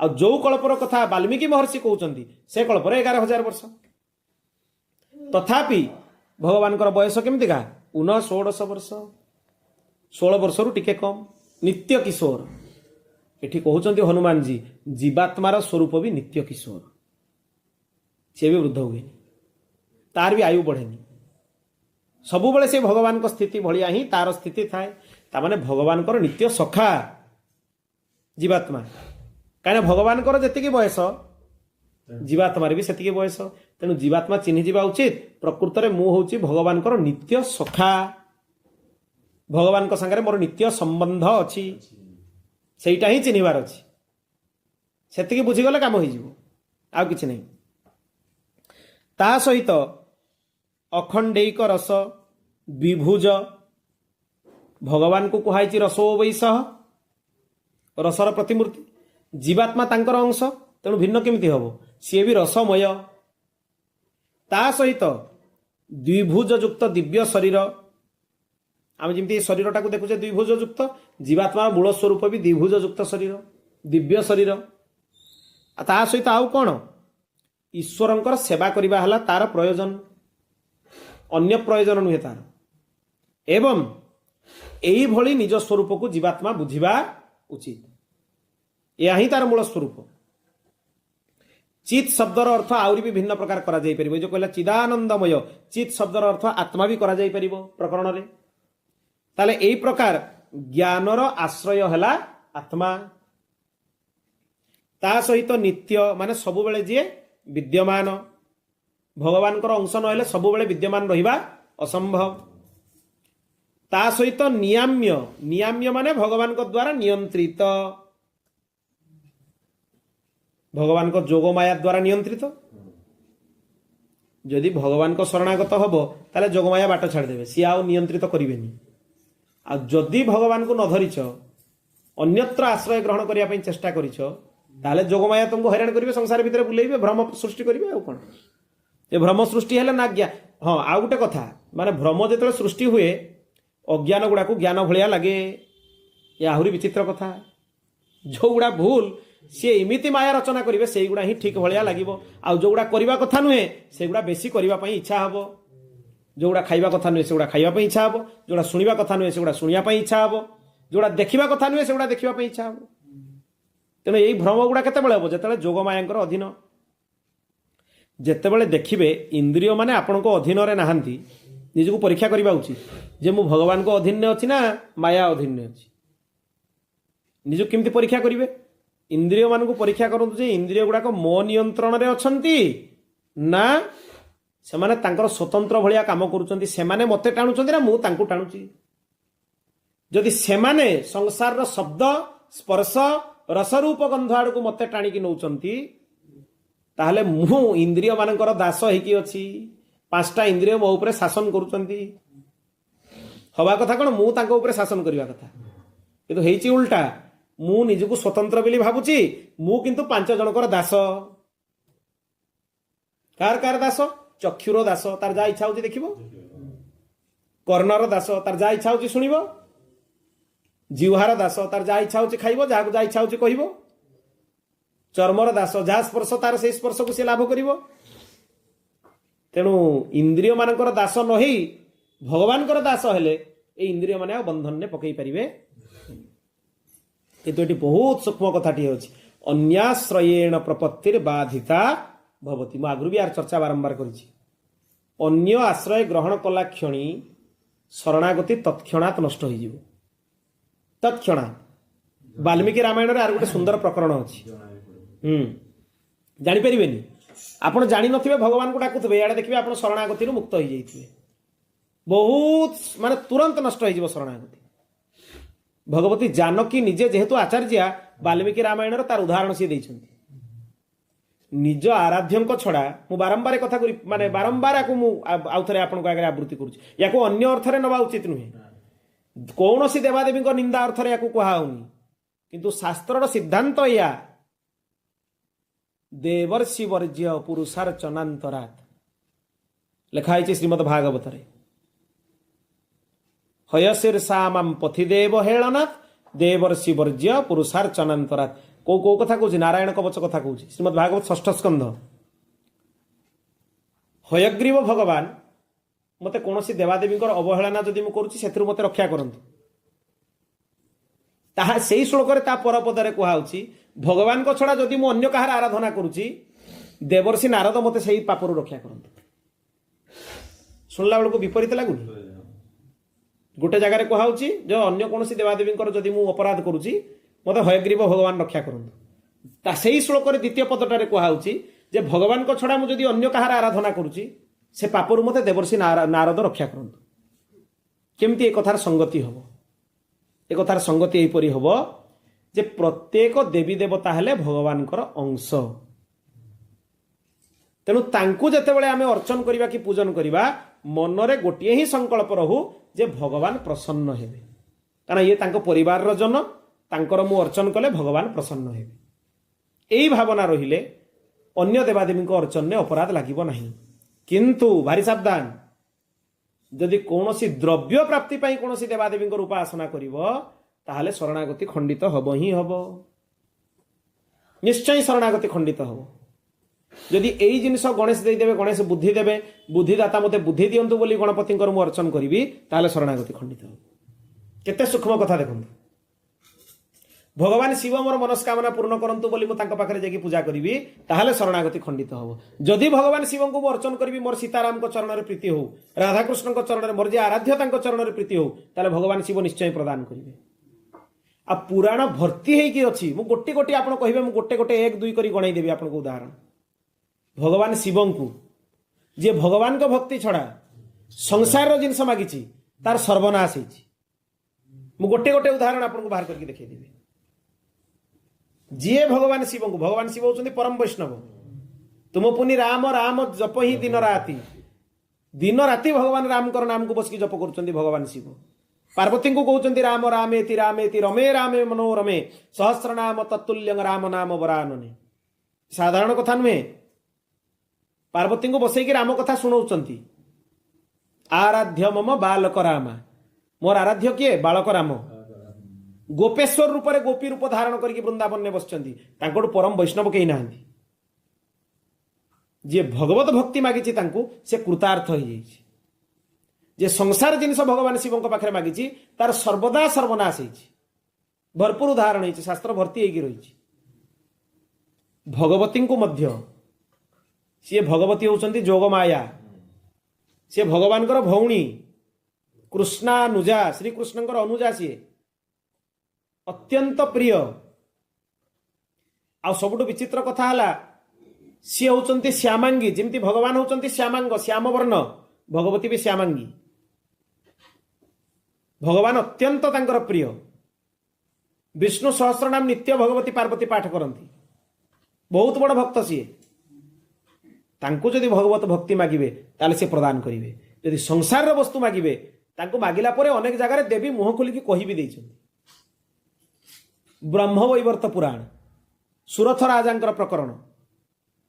ସୁରଥ ରାଜା ଯେତେବେଳେ ମାଗିଛନ୍ତି ଭଗବତୀଙ୍କୁ ଯେ ମୋତେ ମୋର ପୂର୍ବ ରାଜ୍ୟ ମୋତେ ମିଳିଯାଉ, ଐଶ୍ୱର୍ଯ୍ୟ ମିଳିଯାଉ, ଭଗବତୀ କହିଲେ ମୋତେ ତ ଦର୍ଶନ କରିଛୁ ମାନେ ମିଳିବ, ସେଥିରେ ସନ୍ଦେହ ନାହିଁ। କିନ୍ତୁ ମୋତେ ତୋ ଉପରେ ଦୟା ଆସୁଛି। ମୋତେ ସାକ୍ଷାତ ଦର୍ଶନ କଲା ପରେ, ଅବିନାଶୀ ଭଗବତୀଙ୍କୁ ଦର୍ଶନ କଲା ପରେ ମୋତେ ବିନାଶଶୀଳ ବସ୍ତୁ ମାଗୁଛୁ, ତୋ ଉପରେ ମୋତେ ଦୟା ଆସୁଛି। ଆରାଧନା କରୁଛେ ଆମେ ଅବିନାଶୀଙ୍କର, ତାଙ୍କୁ ମାଗୁଛେ କ'ଣ ବିନାଶଶୀଳ ବସ୍ତୁ ଯୋଉଟାକି ଅତି କମ୍ ଦିନ ଭିତରେ ନଷ୍ଟ ହେଇଯିବ। କହିଲେ ଯଦିଓ ତୁ ମୋତେ ନ ମାଗିଛୁ, ବ୍ରହ୍ମବିବର୍ତ୍ତ ପୁରାଣର କଥା ମୁଁ କହୁଛି, ଡାଇରେକ୍ଟ ତାର ଅନୁବାଦ ହିଁ କହୁଛି ମୁଁ ଶ୍ଲୋକର। ଯଦିଓ ତୁ ମୋତେ ନ ମାଗିଛୁ, ତୋ ଉପରେ ମୋର ଦୟା ଆସୁଛି, ତେଣୁ ତତେ ମୁଁ ଶ୍ରୀକୃଷ୍ଣ ଭକ୍ତି ପ୍ରଦାନ କରୁଛି। ଭଗବତୀଙ୍କର ଶବ୍ଦ ଯୋଉଥିରେ ତୁ କୃତାର୍ଥ ହେଇଯିବୁ। ଯଦି ଅନ୍ୟ ଦେବୀ ଦେବତାଙ୍କର ଅର୍ଚ୍ଚନ କରିକି ଆପଣ ବିଭିନ୍ନ ବସ୍ତୁର କାମନା କରୁଛନ୍ତି, ତାହେଲେ ବର୍ତ୍ତମାନ ମଧ୍ୟ ଜାଣିବେ ଭକ୍ତିର ସୋପାନ ଆରମ୍ଭ ବି ହେଇନି। ଭକ୍ତି କେମିତି ହୁଏ? ଅହେତୁକି, କୌଣସି କାରଣ ନଥାଇକି ହୁଏ। ଅପ୍ରତିହତା, ତୈଳ ଧାରାବତ ବିଚ୍ଛିନ୍ନ ହୁଏ। ଜଣେ ଏଇ ତୈଳ ଧାରାବତ ବିଚ୍ଛିନ୍ନ ମାନେ ଏଇଟାକୁ ଜଣେ ପ୍ରଶ୍ନ କଲେ। ଗୋବର୍ଦ୍ଧନ ଗିରିରାଜଙ୍କ ପାଖରେ ଜଣେ ମହାତ୍ମା ଥିଲେ। ତାଙ୍କୁ ଯାଇକି ପ୍ରଶ୍ନ କଲେ ତୈଳ ଧାରାବତ ଅବିଚ୍ଛିନ୍ନ ମାନେ କ'ଣ? ସେ ଉତ୍ତର ଦେଲେ 23 ଘଣ୍ଟା 59 ମିନିଟ୍ 59 ସେକେଣ୍ଡ ଜଣେ ଭଗବାନଙ୍କର ଭଜନ କରୁଥିବ, ତଥାପି 1 ସେକେଣ୍ଡ ପାଇଁ ଯଦି ସେ ଭଗବାନଙ୍କୁ ଭୁଲିଗଲା, ମୁଁ ତାକୁ ଭଗବାନଙ୍କର ଭକ୍ତ ବୋଲି ମାନେନି। ବୋଲିକି ଧ୍ୟାନ ଦେଲେ ତ ତାଙ୍କର ଉକ୍ତିକୁ। 23 ଘଣ୍ଟା 59 ମିନିଟ୍ 59 ସେକେଣ୍ଡ ଜଣେ ଦିନ ରାତି ଅହରହ ଭଗବାନଙ୍କର ଭଜନ କରୁଥିବ, ସେ 1 ସେକେଣ୍ଡ ପାଇଁ ଯଦି ଭଗବାନଙ୍କୁ ଭୁଲିଯାଏ, ତାହେଲେ ବି ତାକୁ ମୁଁ ଭଗବାନଙ୍କର ଭକ୍ତ ବୋଲି ମାନେ ନାହିଁ, ସାଧକ ବୋଲି ମାନେ ନାହିଁ। ତାମାନେ ଭଜନ କେମିତି ହେବା ଦରକାର? ଅହରହ ତୈଳ ଧାରାବତ ବିଚ୍ଛିନ୍ନ। ଆଉ ତା ପାଇଁ 2ଟା ବାଟ ଅଛି। ମହାପୁରୁଷ ମାନେ ସବୁବେଳେ ଯୁକ୍ତି ବାହାର କରିକି ରଖିଛନ୍ତି। 2ଟା ବାଟ ଅଛି, ସମସ୍ତେ କରିପାରିବେ ଅହରହ ଭଜନ। ମୁଁ ଏମିତି ଲୋକଙ୍କୁ ବି ଜାଣିଛି, ଅପରେସନ କରାଯିବ, ଅପରେସନ ଥିଏଟରକୁ ନିଆଗଲା, ଆନେସ୍ଥେସିଆ ଦେଇ ଦିଆଗଲା, ଚେତା ନାହିଁ, ଅଥଚ ରାମ ନାମ ଜପ ତାଙ୍କ ପାଟିରୁ ବନ୍ଦ ହେଇନି। ବର୍ତ୍ତମାନ ସେ ସ୍ୱଦେହରେ ନାହାନ୍ତି, କିଛି ଦିନ ପୂର୍ବରୁ ସେ ଦେହ ତ୍ୟାଗ କଲେ। ଏ ଘଟଣା ତାଙ୍କ ସହିତ ମୋର ଆଲୋଚନା ହେବା ପାଖାପାଖି 12 ବର୍ଷ ପୂର୍ବର ଘଟଣା। ସବୁ ଜାଗାରେ ନାମ କହିବା ପ୍ରଯୁକ୍ତ ନୁହେଁ, କିନ୍ତୁ ଘଟଣା ଜାଣିଥାନ୍ତୁ। ଅନେକ ମହାପୁରୁଷ ଏଇଭଳି ଅଛନ୍ତି, ଶୟନ କାଳରେ ଗାଢ଼ ନିଦ୍ରାରେ ଥାନ୍ତି, ଅଥଚ ତାଙ୍କର ଭଗବତ ନାମ ବନ୍ଦ ହୁଏନି। ୟାର ଅଭ୍ୟାସ କରିବା ପାଇଁ ପଡ଼େ। ଭଗବାନ ଗୀତାରେ କହିଛନ୍ତି, ଅଭ୍ୟାସ ଯୋଗ ଯୁକ୍ତେନ, ଅଭ୍ୟାସ ଦ୍ୱାରା ହିଁ ତୁମେ ଯୋଗ ଯୁକ୍ତ ହବ, ନହେଲେ ଆଉ କିଛି ବାଟ ନାହିଁ। ତ ଅଭ୍ୟାସ କ'ଣ କରିବ? 2ଟି ବାଟ, 2ଟି ସୂତ୍ର। এই 2ଟି ସୂତ୍ର ଧରିଲେ ଶାସ୍ତ୍ରର ସବୁ ସିଦ୍ଧାନ୍ତ ଆପଣଙ୍କ ଭିତରେ ଆସିଯିବ, କୃତାର୍ଥ ହେଇଯିବ ଜୀବନ। ଦିନ ରାତି ଅହରହ ଯେତେବେଳେ ଚେତନା ଅଛି ଆମର, ମନେ ମନେ ଭଗବାନ ନାମର ଜପ କରନ୍ତୁ। ଯେଉଁ ନାମ ଗୁରୁ ନିର୍ଦ୍ଦେଶ କରିଛନ୍ତି ବା ଯେଉଁ ନାମ ଆପଣଙ୍କୁ ପ୍ରିୟ, ତାକୁ ଜପ କରନ୍ତୁ। ଆରମ୍ଭ କରିଦିଅନ୍ତୁ ତାର ଜପ। ଅନେକ ସମୟରେ ଆରମ୍ଭ କାଳରେ ଏହା ବି ହେବ, ଯେହେତୁ ତାର ଅଭ୍ୟାସ ନାହିଁ, କାମରେ ଲାଗିଗଲେ ନାଁ ଭୁଲିଯିବେ। ପୁଣି ଯେତେବେଳେ ମନେ ପଡ଼ିବ ଆରମ୍ଭ କରିବେ, ଏ ଭୁଲିଗଲି, ଏତେ ସମୟ ବନ୍ଦ ହେଇଗଲା। ସେଇଭଳି ଯଦି 6 ମାସ ଅଭ୍ୟାସ ଜଣେ କରେ, ସକାଳୁ ଉଠିଲା ପାଖରୁ ରାତିରେ ଶୋଇବା ଯାଇ ଭଗବାନ ନାମର ଅହରହ ଅଭ୍ୟାସ, ମାତ୍ର 6 ମାସ, ତାର ଭଗବାନ ନାମ ଦିନ ରାତି 24 ଘଣ୍ଟା ଚାଲିବ। ଆଗେ ଭଗବାନ ନାମ ଏଠି ବୈଖରୀରେ ଚାଲେ। ବୈଖରୀରେ ଚାଲିଲା ପରେ ଯେତେବେଳେ ସିଦ୍ଧ ହେଇଯାଏ, ମଧ୍ୟମାକୁ ପଳାଏ। ମଧ୍ୟମା ବାକ୍କୁ ପଳେଇ, ମଧ୍ୟମା ପଳେଇ ମାନେ ଭିତରେ ଗୋଟେ ଛୋଟ ଜୀବ ଅଛି, ଦେଖିଛନ୍ତି ପାଟି ଭିତରେ। ଯାହାର ମଧ୍ୟମା ବାକ୍ ଜାଗୃତ ହେଇଯାଏ, ତାର ମଧ୍ୟମାରେ ନାମ ଜପ ହୁଏ, ମାନେ ସେ ଜୀବଟା ସବୁବେଳେ ଦେଖିବେ ହଲୁଥିବ। ପାହାଡ଼ି ବାବାଙ୍କୁ ଜଣେ ଆସିକି ଥରେ କହିଲା, ମୋର ମଧ୍ୟମା ବାକ୍ ଜାଗୃତ ହେଇଯାଇଛି। କହିଲେ ପାଟି ଖୋଲ। ଏମିତି ଗାଳି ଦେଲେ ତାକୁ ଯେ ଦୌଡ଼ିକି ଡରିକି ପଳେଇଲା ଏକାଥରେ। କହିଲେ ତୋର ମଧ୍ୟମା ବାକ୍ ଜାଗୃତ ହେଲା ମାନେ ସେ ଯୋଉ ଭିତର ଜୀବଟା ଅଛି ସେ ତ ହଲିବ, ଭଗବାନ ନାମ ଜପ ହବ। ଆଉ ମଧ୍ୟମା ବାକ୍ ଯାହାର ଜାଗୃତ ହେଇଯାଏ, ଆଗେ ବୈଖରୀ, ତାପରେ ମଧ୍ୟମା, ତାପରେ ଆସିବ ପଶ୍ୟନ୍ତୀ। ପଶ୍ୟନ୍ତୀ ବାକ୍ଟା ଏଇଠୁ ଜାଗୃତ ହବ। ତାପରେ ପରା, ପରାଟା ନାଭିରୁ ଜାଗୃତ ହବ। 4ଟା ବାଣୀ ଆମର ଅଛି, ବୈଖରୀ, ମଧ୍ୟମା, ପଶ୍ୟନ୍ତୀ, ପରା। 4ଟା ଯାକ ଭଗବାନ ନାମରେ ଜାଗୃତ ହେଇଯିବ। ଦ୍ୱିତୀୟ ସାଧନର ଆବଶ୍ୟକତା ନାହିଁ, କେବଳ ଭଗବାନ ନାମ। ଆଉ ଦ୍ୱିତୀୟ ସାଧନ ହେଲା, ସକାଳରୁ ଉଠିଲା ପାଖରୁ ରାତିରେ ଶୋଇବା ପର୍ଯ୍ୟନ୍ତ ଯାହାକୁ ନିଜ ସାମ୍ନାରେ ଦେଖିବ, ଭଗବତ ଭାବରେ ତାକୁ ପ୍ରଣାମ କରିବ। ସାଷ୍ଟାଙ୍ଗ ପ୍ରଣାମ କରିବାର ଅନେକ ଜାଗାରେ ବିଧାନ ନାହିଁ। ବର୍ଣ୍ଣ ଆଉ ଆଶ୍ରମ ଧର୍ମର ବିରୁଦ୍ଧ ବି ହେଇଯିବ ଅନେକ ଜାଗାରେ, କିନ୍ତୁ ମନ ଭିତରୁ ସମସ୍ତଙ୍କୁ ପ୍ରଣାମ କରାଯାଇପାରିବ। ଭାଗବତରେ କ'ଣ ଲେଖା ହେଇଛି? ପ୍ରଣବେଦ ଦଣ୍ଡବତ ଭୂମୌ ଅଶ୍ୱ ଚାଣ୍ଡାଲ ଗୋ ଖରହ। ଯାହାକୁ ଦେଖୁଛନ୍ତି ତାକୁ ଦଣ୍ଡବତ ଭୂମିରେ ପ୍ରଣାମ କଲା ଭଳିଆ ମନ ଭିତରୁ ପ୍ରଣାମ କରନ୍ତୁ। ସମସ୍ତଙ୍କୁ ଭଗବତ ଭାବରେ ପ୍ରଣାମ କରନ୍ତୁ। ଯଦି ସମସ୍ତଙ୍କୁ ଭଗବତ ଭାବରେ ପ୍ରଣାମ କରିବେ, ଆଉ ପାପ ଆପଣଙ୍କ ଦେଖି ହେଇପାରିବନି। କାହା ପାଇଁ ପାପ କରିବେ, କାହାକୁ ପ୍ରତି ପାପ କରିବେ, ସବୁ ତ ଭଗବାନ। ତାଙ୍କଠୁ ଭିନ୍ନତା ଆଉ କିଛି ନାହିଁ। ଯାହା ପ୍ରତି କୁଦୃଷ୍ଟି ପଡ଼ିବ ସିଏ ଭଗବାନ, ଯାହା ପ୍ରତି କୁବାକ୍ୟ ପଡ଼ିବ, କୁବାକ୍ୟର ବ୍ୟବହାର ହେବ, ସିଏ ହେଉଛି ଭଗବାନ। ତେଣୁ ଦୁନିଆରେ ତାଙ୍କ ଛଡ଼ା ହିଁ ଆଉ କିଛି ନାହିଁ। ଆପଣ ତ ଶୁଣିଲେ ଆଶ୍ଚର୍ଯ୍ୟ ହେବ, ଠାକୁର ରାମକୃଷ୍ଣ ପରମହଂସଙ୍କ ନାଁ ଶୁଣିଛନ୍ତି? ସେ ଶାରଦା ମାତାଙ୍କୁ ତାଙ୍କର ଯିଏ ପତ୍ନୀ ଥିଲେ ତାଙ୍କୁ ମା ବୋଲି କହିକି ଭଗବତୀ କାଳୀ ବୋଲି ସମ୍ବୋଧନ କରିକି ପୂଜା କରୁଥିଲେ, ପ୍ରଣାମ କରୁଥିଲେ। ତାଙ୍କ ଭିତରେ ତାଙ୍କୁ କାଳୀ ତତ୍ତ୍ୱର ଅନୁଭବ ହେଉଥିଲା ଶାରଦା ମାତାଙ୍କ ପାଖରେ। ଆଉ ଶାରଦା ମାତା ବି ପରମ ତପସ୍ୱୀ ଥିଲେ। ଗ୍ରୀଷ୍ମ ଋତୁରେ ସେ ପଞ୍ଚତପା ସାଧନା କରୁଥିଲେ। ପଞ୍ଚତପା ମାନେ ଚାରିକଡ଼ ନିଆଁ ଜଳିବ, ଉପରୁ ଖରା ପଡ଼ୁଥିବ ରଶ୍ମି। ପଞ୍ଚତପା ସାଧନା ମା ଶାରଦା କରୁଥିଲେ। ଆଉ ରାମକୃଷ୍ଣ ପରମହଂସଙ୍କୁ ଭଗବତୀ କାଳୀଙ୍କର ସାକ୍ଷାତ ଦର୍ଶନ ହେଉଥିଲା। ଯେତେବେଳେ ଚାହୁଁଥିଲେ ସେତେବେଳେ ଦର୍ଶନ ହେଉଥିଲା। ଏଇଭଳି ପ୍ରିୟ ଥିଲେ ସେ। ତେଣୁ ଭଗବାନଙ୍କର ସେ ସବୁ ହେଉଥିଲେ, କଥାବାର୍ତ୍ତା ବି କରୁଥିଲେ। ତେଣୁ ଭଗବାନଙ୍କଠୁ ଭିନ୍ନ ତତ୍ତ୍ୱ ହିଁ କିଛି ନାହିଁ। ଯଦି ଭିନ୍ନ ଦେଖାଯାଉଛି ତାହେଲେ ଦୃଷ୍ଟିରେ ଦୋଷ ଅଛି, ସୃଷ୍ଟିରେ ଦୋଷ ନାହିଁ। ସୃଷ୍ଟି ଯେମିତି ଥିବା କଥା ଅଛି, ଦୋଷ ଅଛି ଦୃଷ୍ଟିରେ। ଦୃଷ୍ଟିକୁ ପରିବର୍ତ୍ତନ କର, ତାହେଲେ ଯାଇକି ସୃଷ୍ଟିରେ ତୁମକୁ ପରିବର୍ତ୍ତନ ଦେଖାଯିବ। ଏ ଦୁଇଟି ସାଧନ, ସକାଳୁ ଉଠିଲା ପାଖରୁ ରାତି ଶୋଇବା ଯାଏ ଯିଏ ଦେଖାଯିବ ଭଗବତ ଭାବରେ। ଯୋଉଠି ବହୁତ ଜଣ ଅଛନ୍ତି ଏକା ସାଙ୍ଗେ ରାସ୍ତାରେ ଯାଉଛନ୍ତି, ସମସ୍ତଙ୍କୁ ପ୍ରଣାମ କରିବେ। ଆଉ ଗୋଟେ କଥା ତ ବିଲକୁଲ ଭୁଲ କରିବେନି, ଯଦି ଗୋମାତାଙ୍କୁ କୋଉଠି ରାସ୍ତାରେ ଦେଖୁଛନ୍ତି ବିନା ପ୍ରଣାମ କରିକି ପାରେଇବେନି। ଦିଲ୍ଲୀପ ରାଜାଙ୍କର ଗୋଟିଏ ଭୁଲ ହେଇଥିଲା, ସିଏ ସ୍ୱର୍ଗରୁ ଫେରିଲା ବେଳେ ନନ୍ଦିନୀ ମାତାଙ୍କୁ ପ୍ରଣାମ କରିକି ଆସି ନଥିଲେ ରାସ୍ତାରେ ପାରେଇକି ଆସିଲା ବେଳକୁ। ଏତିକି ଭୁଲ ପାଇଁ ତାଙ୍କୁ ଅପୁତ୍ରିକ ହେବା ପାଇଁ ପଡ଼ିଲା। ପୁଣି ଯଜ୍ଞ ହେଲା, ନନ୍ଦିନୀ ମାତାଙ୍କର ସେବା କଲେ। ସିଏ ଆସିକି ଗୋମାତା ତାଙ୍କର ପରୀକ୍ଷା ନେଲେ, ତାପରେ ଯାଇକି ତାଙ୍କୁ ସିଏ ଦେଲେ। ଗୋମାତା ବି ବିଚିତ୍ର ପରୀକ୍ଷା ନେଲେ। ଗୋଟେ ବଡ଼ ସିଂହ ଆସିକି ତାଙ୍କୁ ଆକ୍ରମଣ କରିବା ପାଇଁ ଆସିଲା। ସେ ସିଂହ ଆସିଲା ବେଳକୁ ଦିଲ୍ଲୀପ ରାଜା ସ୍ଥାଣୁ ହେଇଗଲେ। ସେ ସିଂହ କହିଲା, ମୁଁ ହେଉଛି ଭଗବତୀଙ୍କର ସିଂହ, ତୁ ଚାହିଁଲେ ବି ରାଜା ମୋର କିଛି କ୍ଷତି କରିପାରିବୁନି। ମୁଁ ଏ ଗାଈକୁ ଏବେ ନେଇକି ଖାଇକି ଏଠୁ ନେଇକି ପଳେଇବି। ସେଠୁ ସେ ରାଜା କହିଲେ, ଆପଣ ମୋତେ ପଛେ ଖାଇଦିଅନ୍ତୁ, ଗୋମାତାଙ୍କୁ ଛାଡ଼ି ଦିଅନ୍ତୁ। ସେ ସିଂହ ତାଙ୍କୁ କହିଛି, ତୁମେ ଗୋଟେ ଚକ୍ରବର୍ତ୍ତୀ ସମ୍ରାଟ, ତୁମେ କେତେ ମୂଲ୍ୟବାନ ତୁମ ଶରୀର ତୁମେ ଦେବା ପାଇଁ ଚାହୁଁଛ ଗୋଟେ ଗାଈ ପାଇଁ? ନା, ଗୋମାତାର ଶରୀର ମୋଠୁ ଶ୍ରେଷ୍ଠ, ତେଣୁ ତାକୁ ଦୟା କରନ୍ତୁ। ଏମିତି ଅନେକ କଥା ତାଙ୍କ ଭିତରେ କଥୋପକଥନ ହେଇଛି। ତାପରେ ସେ ସିଂହ ଅନ୍ତର୍ଧ୍ୟାନ ହେଇଗଲେ। ସେ ନନ୍ଦିନୀ ମାତା ହିଁ ନିଜେ ତାଙ୍କର ପରୀକ୍ଷା ନେଉଥିଲେ। ତାପରେ ତାଙ୍କ ଉପରେ ସେ କୃପା କଲେ, ତାଙ୍କୁ ମାନେ ପୁତ୍ର ପ୍ରାପ୍ତି ହେଲା। ଗୋମାତା ଯେତେବେଳେ ସେବା କରିବା ସମୟରେ କୌଣସି ଉଗ୍ରତାର ପ୍ରଦର୍ଶନ କରନ୍ତି, ସେ ଜାଣିବେ ସେ ଦିଲ୍ଲୀପ ରାଜାଙ୍କୁ ଯେମିତି ବିଭିନ୍ନ ପ୍ରକାର ପରୀକ୍ଷା ନେଇଥିଲେ, ସିଏ ଆପଣଙ୍କର ଧୈର୍ଯ୍ୟର ପରୀକ୍ଷା ନେଉଛନ୍ତି, ଆଉ କିଛି ନୁହେଁ। ଯଦି ସେ ପରୀକ୍ଷାରେ ସଫଳ ହେଲେ ତାହେଲେ ଗୋ ସେବା ବି ଭଗବତ ସେବା ହେଇଯିବ। ଯଦି ସଫଳ ନହେଲେ ତାହେଲେ ଜାଣିବେ ଆପଣ ହାରିଗଲେ। ପଶୁ ବୁଦ୍ଧି ଯଦି ଗୋ ପ୍ରତି ରହିଲା, ମହାନ ଦୁର୍ଭାଗ୍ୟ। ରାବଣ ମଧ୍ୟ ଯେତେବେଳେ ସ୍ୱର୍ଗରୁ ଫେରିଲା, ଆସିଲା ବେଳକୁ ସୁରଭି ଗୋମାତା ଆଦି ଗୋମାତାଙ୍କୁ ଦେଖିଲା, ଏତେ ବଡ଼ ଦୁରାଚାରୀ ହେଇକି ବି 7 ଥର ତାଙ୍କୁ ପରିକ୍ରମା କଲା, ସାଷ୍ଟାଙ୍ଗ ପ୍ରଣାମ କଲା, ତାପରେ ଲଙ୍କାକୁ ଆସିଲା। ଆଉ ରାବଣର ପ୍ରବଚନ ଯୋଉ ରହିଛି ବି, ସେ ରାକ୍ଷସମାନଙ୍କୁ ପ୍ରବଚନ କରିଛି। ସେ କହିଛି ତାର ପ୍ରବଚନରେ ଯେ ଗୋ ସେବା ହିଁ ସର୍ବଶ୍ରେଷ୍ଠ ଧର୍ମ ବୋଲି ମୁଁ ମାନେ। ମୁଁ ସବୁ ଶାସ୍ତ୍ରର ବିଦ୍ୱାନ। ଆଉ କ'ଣ କୁହାଯିବ? ଅଷ୍ଟାଦଶ ପୁରାଣ ଉପପୁରାଣ ନେଇ ଆସନ୍ତୁ, ଭଗବାନଙ୍କର କଥା କମ୍ ପଡ଼ିଯିବ, ଗୋମାତାଙ୍କର କଥା ବେଶୀ ହେଇଯିବ, ତାଠୁ ଅଧିକା ହେଇଯିବ। ତାକୁ ଯଦି ସଂକଳନ କରାଯିବ ସେ ଗୋଟେ ପୁରାଣ ହେଇଯିବ। ତେଣୁ ମାର୍ଗରେ ଯାହାକୁ ଦେଖିବେ, ପଶୁ ପକ୍ଷୀ କୀଟ ପତଙ୍ଗ, ଭଗବତ ଭାବ ରଖନ୍ତୁ। ଦେଲେ ନିଜ କାମ ଗୁଡ଼ା ବି ପୂଜା ହେଇଯିବ। ଯୋଉ କାମ କରୁଛି ମୁଁ କାହା ପାଇଁ କରୁଛି? ଭଗବାନଙ୍କ ପାଇଁ କରୁଛି। ଇଏ ଗୋଟେ କଥା। ଆଉ ଗୋଟେ ଭକ୍ତମାଲିଜୀଙ୍କର ବିଚିତ୍ର ସୂତ୍ର, ସୁନ୍ଦର ସୂତ୍ରଟିଏ। ଯୋଉ କାମ ବି ଆପଣମାନେ କରୁଛନ୍ତି ତାକୁ ଭାବନ୍ତୁ ମୁଁ ଭଗବାନଙ୍କ ପାଇଁ କରୁଛି, ନହେଲେ ସବୁ କାମ ଗୁଡ଼ା ପ୍ରପଞ୍ଚ ହେଇଯିବ। କେମିତିକା? ଯଦି ସ୍ନାନ କରୁଛନ୍ତି, ଭାବନ୍ତୁ ଏ ଶରୀରକୁ ମୁଁ ପରିଷ୍କାର କରୁଛି ଭଗବାନଙ୍କ ସେବା କରିବା ପାଇଁ। ଶରୀରର କ୍ରିୟା ଗୁଡ଼ା ବି ପୂଜା ହେଇଯିବ। ରୋଷେଇ କରୁଛନ୍ତି ଭଗବାନଙ୍କୁ ନୈବେଦ୍ୟ ଅର୍ପଣ କରିବା ପାଇଁ, ଶରୀରଟା ବି ମନ୍ଦିର, ଆ ଭିତରେ ଭଗବାନ ଅଛନ୍ତି, ସାମ୍ନାରେ ବି ଭଗବାନ ଶ୍ରୀ ବିଗ୍ରହ ରୂପରେ ବିରାଜିତ। ଘର ଦ୍ୱାରା ସଫା କରୁଛନ୍ତି, ଭଗବାନ ଏପଟେ ଦେଇକି ଯିବେ, ତାଙ୍କ ପାଦରେ ଧୂଳି ଲାଗିବନି। ସବୁବେଳେ ଭଗବାନ ସବୁଆଡ଼େ ଅଛନ୍ତି।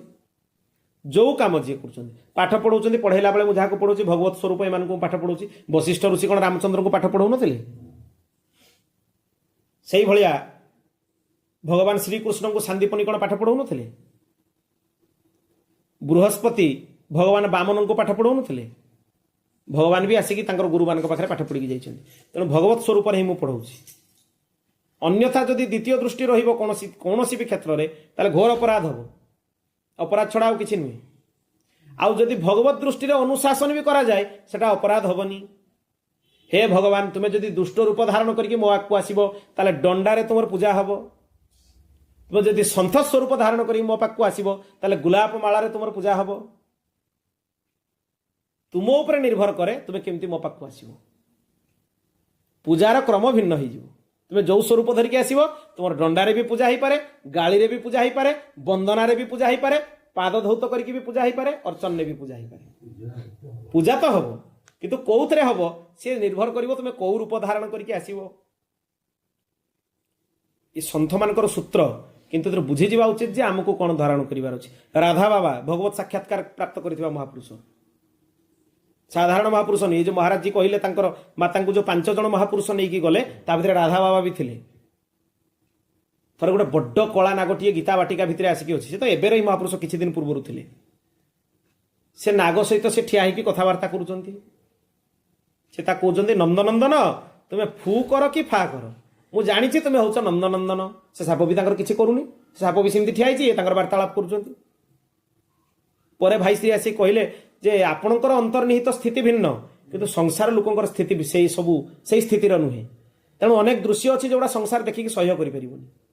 तेणु महापुरुष माने निजर विभूति को लुचैकी रखते, निज स्वरूप को क्या आगे प्रकाश करते, अंतर्निहित स्वरूप क्या आगे प्रकाश करते। भगवान सांगे कौन संबंध सेटा भी से प्रकाश करते। संबंध निश्चय अच्छी किंतु से संबंध को से भगवान सांगे कौन तांकर संबंध से स्वरूप को से क्या आगे प्रकाश करते। बहुत रहस्यर कथा। भाई श्री घटना देखु, जितेबाला गीता बाटिकार गीता प्रेस रे जो ये निआ लगिगला, अन्य लोक हेले चिंता कर निआ केमती लिभेबी। भगवत प्राप्त महापुरुषंकर दृष्टि केमती भिन्न देखु संसारी मान।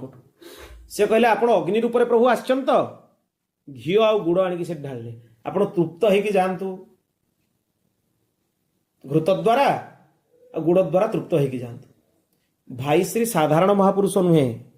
भाई श्री स्वधाम गमन कला परे देहत्याग परे प्रेमानंद जी को काशी रे गंगा कूल रे निर्देश करिबारु सी आसिक वृंदावन नहीं महापुरुष स्थिति को प्राप्त होइछन। जो हित प्रेमानंद जी आपण माने सब देखुचंती वर्तमान तांकर विभूति प्रकट होइछि समस्तक सामना रे, संपूर्ण संसार तांको देखुछि। से आगु अवधूत बेसरे थिले वृंदावन ने, आज बिली नुहे, आज 3-4-5 वर्ष होला तांको लोक जानुचंती। आउ 8-10 वर्ष पूर्व भी से वृंदावन थे, लोक जान नथिले। से अवधूत बेसरे थिले, गोटे छोट कुटिया थिला, से कुटिया रे थिले, ब्रजरज लगेकी रहउतले, तांको केही जानि पारुनथिले। सी काशीर सन्यासी थिले। तांको भाई श्री हनुमान प्रसाद पोरदार जी साक्षात दर्शन देकी तांको देहत्याग परे तांको निर्देश देले कि तुम्हें जाओ वृंदावन ने सेठी परम कल्याण। तेणु एमाने साधारण महापुरुष नुहे, से स्थिति को प्राप्त होइतिबा महापुरुष। तेणु तांकर दृष्टि भिन्न, आम दृष्टि केमती बद्ध जीव भलिया दृष्टि। दुर्गा सप्तशती तो विचित्र कथा कहई, तांकर विभूति राधाराणी सेमती प्रकट करिसेंती भगवत इच्छा। राति 2टा समय चिंता करतु, लोक हजार हजार माने लक्ष लक्ष लोक जगिकी रहिछन तांकर गोटे झलक पाइबा पे, केवल गोटे झलक, केवल गोटे दृष्टि से आम ऊपर पकई देकी जांतु। सेतिकी ही कृपा जाओ से परिमाण में भिड़ हवा पूर्व 3-4 थर खंडे से महापुरुषंकर दर्शन प्राप्त होइछि। बहुत महापुरुष सेमती विनोद बाबा अछंती बरसाना रे, भगवत प्राप्त महापुरुष। से कटक रे ओभरसियर थिले, चाकरी करथुले विनोद बाबा। महाराज जी गले तांको पाद छुईकी प्रणाम कर दिए। स्थितिर महापुरुष सी तांकर माने धाम निष्ठ महापुरुष है, माने धाम रु बाहर को जाती नहीं, माने से धाम भितर ही रुहंती। से जाइकी राधाकुंड पाखे राधाराणी को आसीथिले वृंदावन बुलिबा पई, दर्शन करके जीवा पई। गला पूर्व से राधाकुंड पाखे कहले, राधाराणी तुम दरबार रे मते 2 कण रुटी खाइते देकी रखिबार क्षमता नहीं, मु आउ थरे संसार को घुरिकी जीवी, आउ थरे संसार को मु घुरिकी जीवी। मु तुम दरबार रे मते 2 खंड रुटी दवा पई नहीं, जे रही गले प्रथम थर बुलिया पई जाइते, आज पर्यंत बरसाना रे अछि। बेंगल रो ए भलिया महापुरुष से अनेक थर राधाराणी को भी साक्षात दर्शन प्राप्त करिसेंती, जदियो से माने ताको प्रकट करंतिनी। जे सेही भली स्थितिर महापुरुष एबे भी भोर 4टा रु दिन 3टा पर्यंत गोटे आसन ने बसिकी से भजन करंती, उठंतिनी। दिन 3टा बेलू से उठिबे, सेतिके बेले तांकर दर्शन हुए। से भी निश्चय 70-80 ऊपर हेबे। एबे भी वर्षर 24टा एकादशी से निर्जल करंती। ଏବେ ବି এইভাবে স্থিতির মহাপুরুষ সি তেণু মহাপুরুষ নাহান্তি কহিবাটা ভুল। মহাপুরুষ অছন্তি, আম দৃষ্টি ନାହିଁ, আম দৃষ্টিরে আমি তাଙ୍କୁ চিনি পারুনু। যেতবেলে মহাপুরুষঙ্কর মহিমা আপন জানিଯିବେ, জানিଯିବେ মানে কেতবেলে জানিবে যে আপনাଙ୍କୁ মহাপুরুষঙ্ক মহিমা জଣାଗଲା। ଯୋଉଦିନ ଆପଣଙ୍କର ଏ ଅନୁଭବ ହବ ଯେ ଭଗବାନଙ୍କଠୁ ବି ମହାପୁରୁଷ ହଉଛନ୍ତି ମହାନ, ସେଇଦିନ ଜାଣିବେ ଯେ ଆପଣ ପ୍ରକୃତରେ ମହାପୁରୁଷକୁ ଚିହ୍ନିଲେ, ନହେଲେ ମହାପୁରୁଷକୁ ଚିହ୍ନିଛନ୍ତି ବୋଲି ଜାଣିବେନି। ଭଗବାନ ଏ କଥା କହୁଛନ୍ତି, ଭଗବତ ବାକ୍ୟ ଶ୍ରୀମଦ୍ ଭାଗବତ ଦେଖନ୍ତୁ। ଯେତେ ପର୍ଯ୍ୟନ୍ତ ପରୀକ୍ଷିତ ମହାରାଜ ପ୍ରଶ୍ନ କରି ଚାଲିଛନ୍ତି, ଭଗବାନଙ୍କର ବିଭିନ୍ନ ଲୀଳା ସୁଖଦେବଜୀ ମହାରାଜ ଶୁଣେଇଲେ। ସୁଦାମା ଚରିତ୍ର ପାଇଁ ସେ ପ୍ରଶ୍ନ କରିନାହାନ୍ତି, ଖାଲି ପରୀକ୍ଷିତ ଏତିକି କହିଲେ ଯେ ମହାପୁରୁଷ ମାନଙ୍କର ଚରଣ ରଜ ଯାହାକୁ ପ୍ରାପ୍ତ ହେଲା ତାର ଜୀବନ ଧନ୍ୟ। ଆଉ ମହାପୁରୁଷ ମାନଙ୍କର ମହିମା ଭଗବାନଙ୍କଠୁ ବି ଅଧିକ। ମହାପୁରୁଷ ମାନଙ୍କ ହୃଦୟରେ ଏତେ କରୁଣା, ଭଗବାନଙ୍କ ହୃଦୟରେ ସେତିକି କରୁଣା ନାହିଁ। ସଂସାରରେ ଭୁଲ କଲେ ଭଗବାନଙ୍କ ଦଣ୍ଡ ବିଧାନରେ ଆପଣଙ୍କୁ ଦଣ୍ଡ ମିଳିପାରେ, କିନ୍ତୁ ମହାପୁରୁଷ ମାନଙ୍କ ପାଖରେ ଦଣ୍ଡର ବିଧାନ ହିଁ ନାହିଁ। ବଡ଼ରୁ ବଡ଼ ପାପୀକୁ ବି ସେ ତାଙ୍କ ଶରଣାଗତ ହେଲେ ତାକୁ କ୍ଷମା କରିଦେଇଛନ୍ତି। ବଡ଼ରୁ ବଡ଼ ପାପୀ ମୁଁ ଉଦାହରଣ ଦଉଛି ଆପଣଙ୍କୁ, ଦେଖନ୍ତୁ। ଜଗାଇ ମାଧାଇଙ୍କ ନାଁ ସମସ୍ତଙ୍କୁ ଜଣା। ନିତ୍ୟାନନ୍ଦ ମହାପ୍ରଭୁଙ୍କ ମୁଣ୍ଡ ଫଟେଇ ଦେଲେ ସେମାନେ ପଥର ମାରିକି, ରକ୍ତ ବହୁଛି ଧାର ଧାର। ଚୈତନ୍ୟ ମହାପ୍ରଭୁ ଯେତେବେଳେ ଦେଖିଲେ, ସାଙ୍ଗେ ସାଙ୍ଗେ ସେଇ ଚୈତନ୍ୟ ମହାପ୍ରଭୁ ଚକ୍ର ସେଠି ସୁଦର୍ଶନ ଚକ୍ର ଧାରଣ କରିନେଲେ, କାରଣ ସେ ଭଗବତ ସ୍ୱରୂପ ସାକ୍ଷାତ ଶ୍ରୀକୃଷ୍ଣ। ତେଣୁ ନିତ୍ୟାନନ୍ଦ ମହାପ୍ରଭୁଙ୍କର କଷ୍ଟ ସେ କେମିତି ସହିବେ? ସାଙ୍ଗେ ସାଙ୍ଗେ ତାଙ୍କ ହାତରେ ସୁଦର୍ଶନ ଚକ୍ର ଧାରଣ କଲେ, ୟାଙ୍କୁ ଆଜି ମୁଁ ଦଣ୍ଡ ଦେବି। ନିତ୍ୟାନନ୍ଦ ମହାପ୍ରଭୁଙ୍କ ମୁଣ୍ଡରୁ ରକ୍ତ ବହି ଯାଉଛି, ତଥାପି ସେ ମହାପ୍ରଭୁଙ୍କ ପାଦ ଯାଇକି ଧରିଲେ, ପ୍ରଭୁ ଏମାନଙ୍କୁ କ୍ଷମା କରିଦିଅନ୍ତୁ, ମାନେ ବଦ୍ଧ ଜୀବ ଜାଣିନାହାନ୍ତି, ଭୁଲ କରିଦେଇଛନ୍ତି। ମହାପୁରୁଷ ଛଡା ଏ କାମ କେହି କରିପାରିବେନି, କେହି କରିପାରିବେନି। ଭଗବାନ ସାଙ୍ଗେ ସାଙ୍ଗେ ଦଣ୍ଡ ଦେଇଦେବେ। ହଁ, ତାପରେ ସେ ପରିବର୍ତ୍ତିତ ହେଇଗଲେ, ମହାନ ଭକ୍ତ ହେଇଗଲେ, ମହାନ ଭକ୍ତ। ଆଉ ଗୋଟେ କଥା ତ ଆହୁରି ତାଠୁ ସୂକ୍ଷ୍ମ। ସଦ୍ଗୁରୁଙ୍କର ପ୍ରାପ୍ତି ପରେ, ଗୁରୁଦେବ ଭଗବାନଙ୍କର ପ୍ରାପ୍ତି ପରେ ଆଉ କିଛି ପାଇବାର ଯଦି ଇଚ୍ଛା ମନ ଭିତରେ ରହିଯାଇଥାଏ ଯେ ଭଗବାନ ବୋଲି ଆଉ ଗୋଟେ ଭିନ୍ନ ତତ୍ତ୍ୱ କିଛି ଅଛି, ଆଉ ଗୋଟେ ଅଲଗା ମତେ କିଛି ମିଳିବ, ତାହେଲେ ସେ ଜୀବ ହେଉଛି ଅପରାଧୀ ଜୀବ। ଇଏ ତାଠୁ ଉର୍ଦ୍ଧ୍ୱ ଆଉ ହଜମ ନହେଲା ଭଳିଆ କଥା, କିନ୍ତୁ ଏଇଟା ହିଁ ମୂଳ କଥା। ସଦ୍ଗୁରୁ ଭଗବାନ ମିଳିଗଲା ପରେ, ସିଏ ତାଙ୍କ ଚରଣରେ ସ୍ୱୀକାର କରିନେଲା ପରେ, ଯଦି ଆହୁରି ବି ଜୀବ ମନରେ ଇଚ୍ଛା ଥାଏ ଯେ ମୋତେ ଆଉ କିଛି ମିଳିବାର ଅଛି, ପ୍ରାପ୍ତି କରିବାର ଅଛି, ତାହେଲେ ସେ ଅପରାଧୀ ଜୀବ।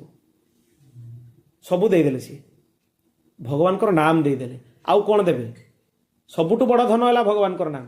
ତା ସହିତ ସଂସାରର କୌଣସି ସାଧନ ତୁଳନୀୟ ନୁହେଁ। ଆଉ ବାକି ଜିନିଷ କଥା ତ କ'ଣ କୁହାଯିବ? ସର୍ବୋତ୍କୃଷ୍ଟ ହେଲା ଭଗବାନଙ୍କର ନାମ।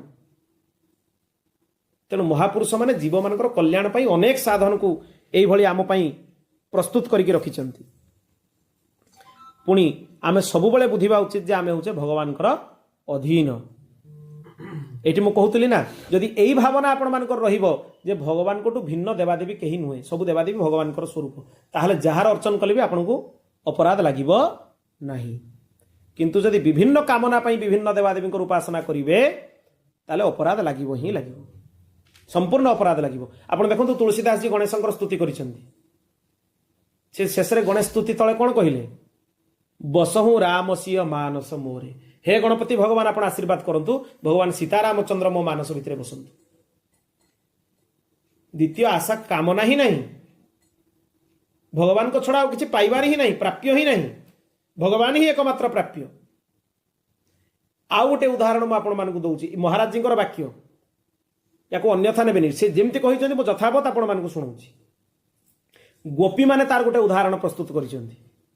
ଯଦିଓ ଗୋପୀମାନେ ହେଉଛନ୍ତି ପ୍ରେମର ସର୍ବୋଚ୍ଚ ଧ୍ୱଜା, ତାଙ୍କର ବର୍ଣ୍ଣନା କାହା ସାଙ୍ଗରେ କରାଯାଇ ପାରିବନି, ପ୍ରେମର ସର୍ବୋଚ୍ଚ ଧ୍ୱଜା ସେମାନେ। କାହିଁକି ନା ଯେତେବେଳେ କବୀର ଦାସଜୀଙ୍କ କଥା ବି ମୁଁ ଆପଣମାନଙ୍କୁ ଶୁଣେଇଛି ତାଙ୍କର ବାଣୀରେ, କବୀର ଦାସଜୀଙ୍କୁ ରାମଚନ୍ଦ୍ର ଭଗବାନ ପଛେ ପଛେ କବୀର କବୀର ଜପ କରିକି ଗଲେ। ସେଠୁ କବୀର ତାଙ୍କୁ କହିଲେ, କବୀରା କବୀରା କ୍ୟୁଁ କହେ, କାହିଁକି ଭଗବାନ ଆପଣ କବୀର କବୀର ଜପ କରୁଛନ୍ତି?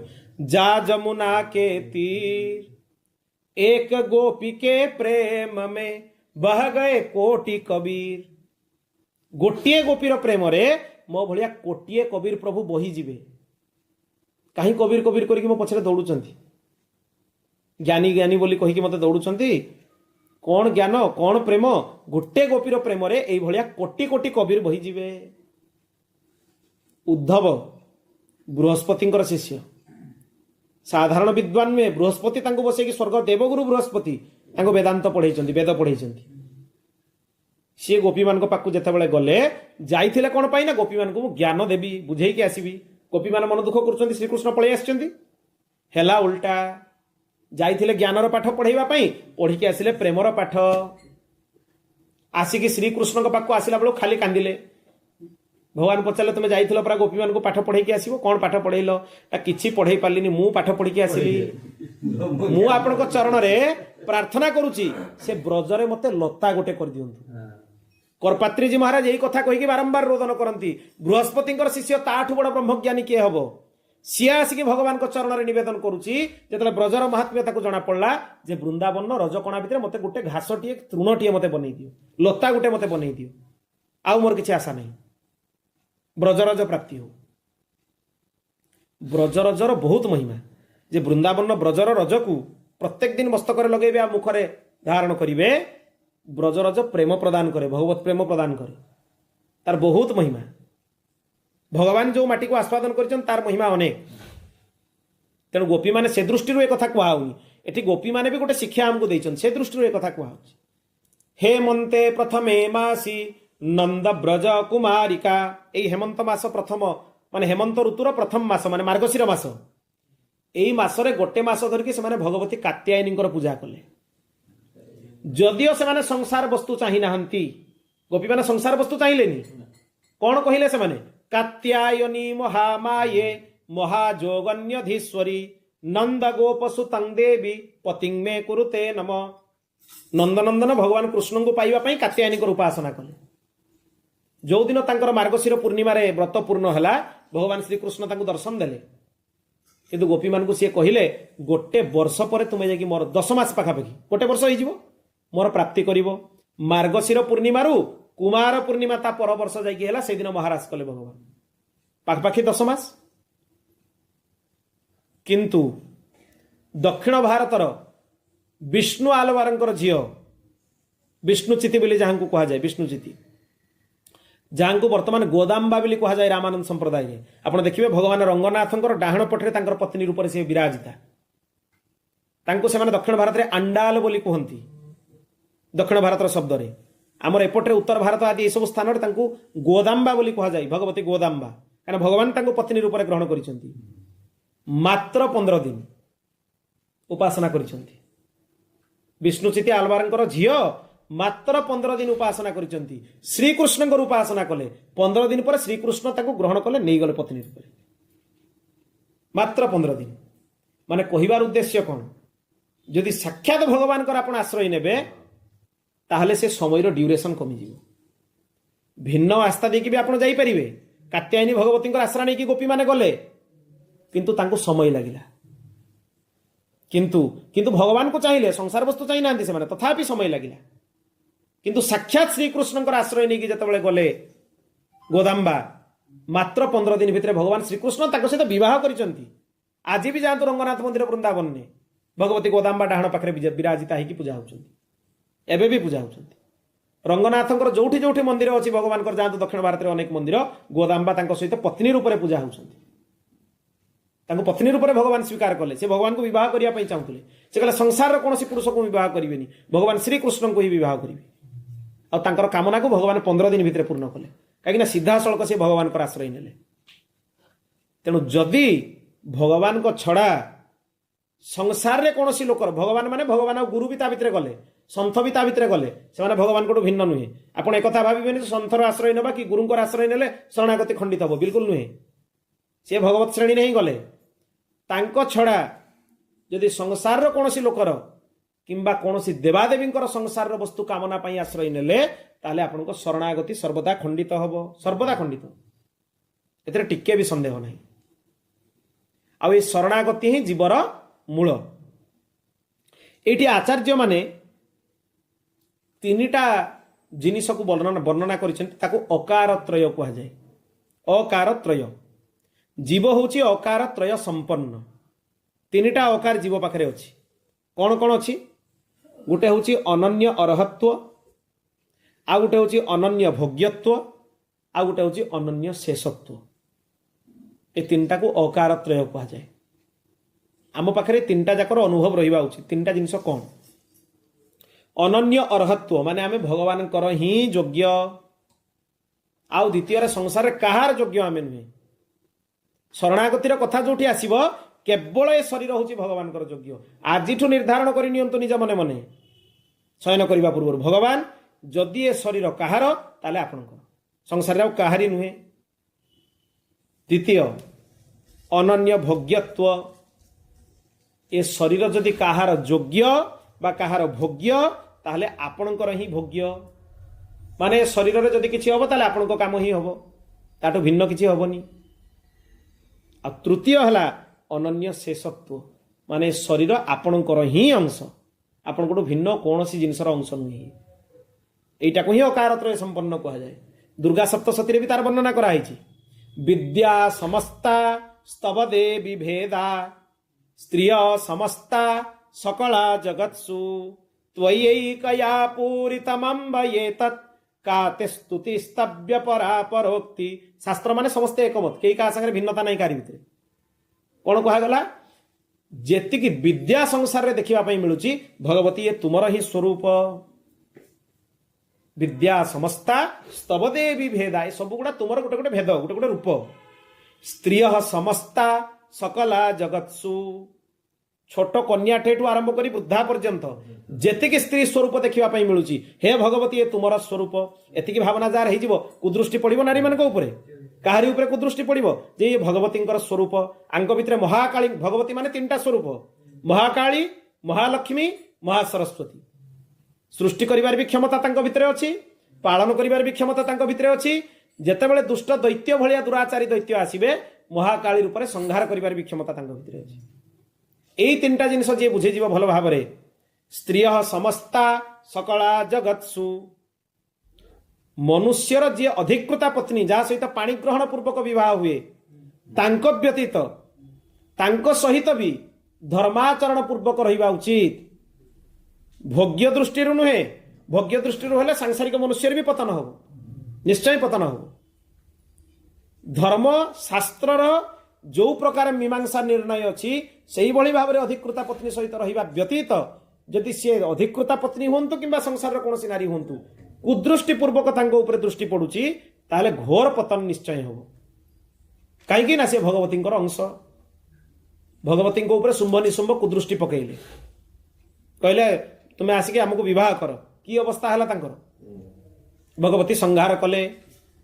अष्ट प्रकृति रूप में ब्राह्मी माहेश्वरी चैन्द्री कौमारी वैष्णवी तथा नारसिंगी वाराही चामुंडा अष्टमातृका, यही 8टा रूप धारण करके भगवती समस्त को नष्ट कले।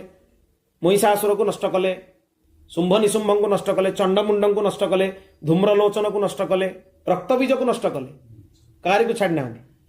से कहले परा जो मांग जयति संग्राम जदि भगवती रूप में देखिए क्या कन्या पूजार भी परंपरा अच्छी, कन्या मान को भगवती रूप ही पूजा करा जाए। से कौन कहले? जो मांग जयति संग्राम जो में दर्पव्य पोहति, जे मते संग्राम रे जय करिवो भगवती कहले, जे मोर अहंकार को भांगिवो समे भर्ता भविष्यति, सी ही मोर पति हबो। आ सेई भलिया दुनिया रे गोटे ही तांकर पति सी हेले भगवान देवदेव महादेव, आउ कई ही परिबेनी।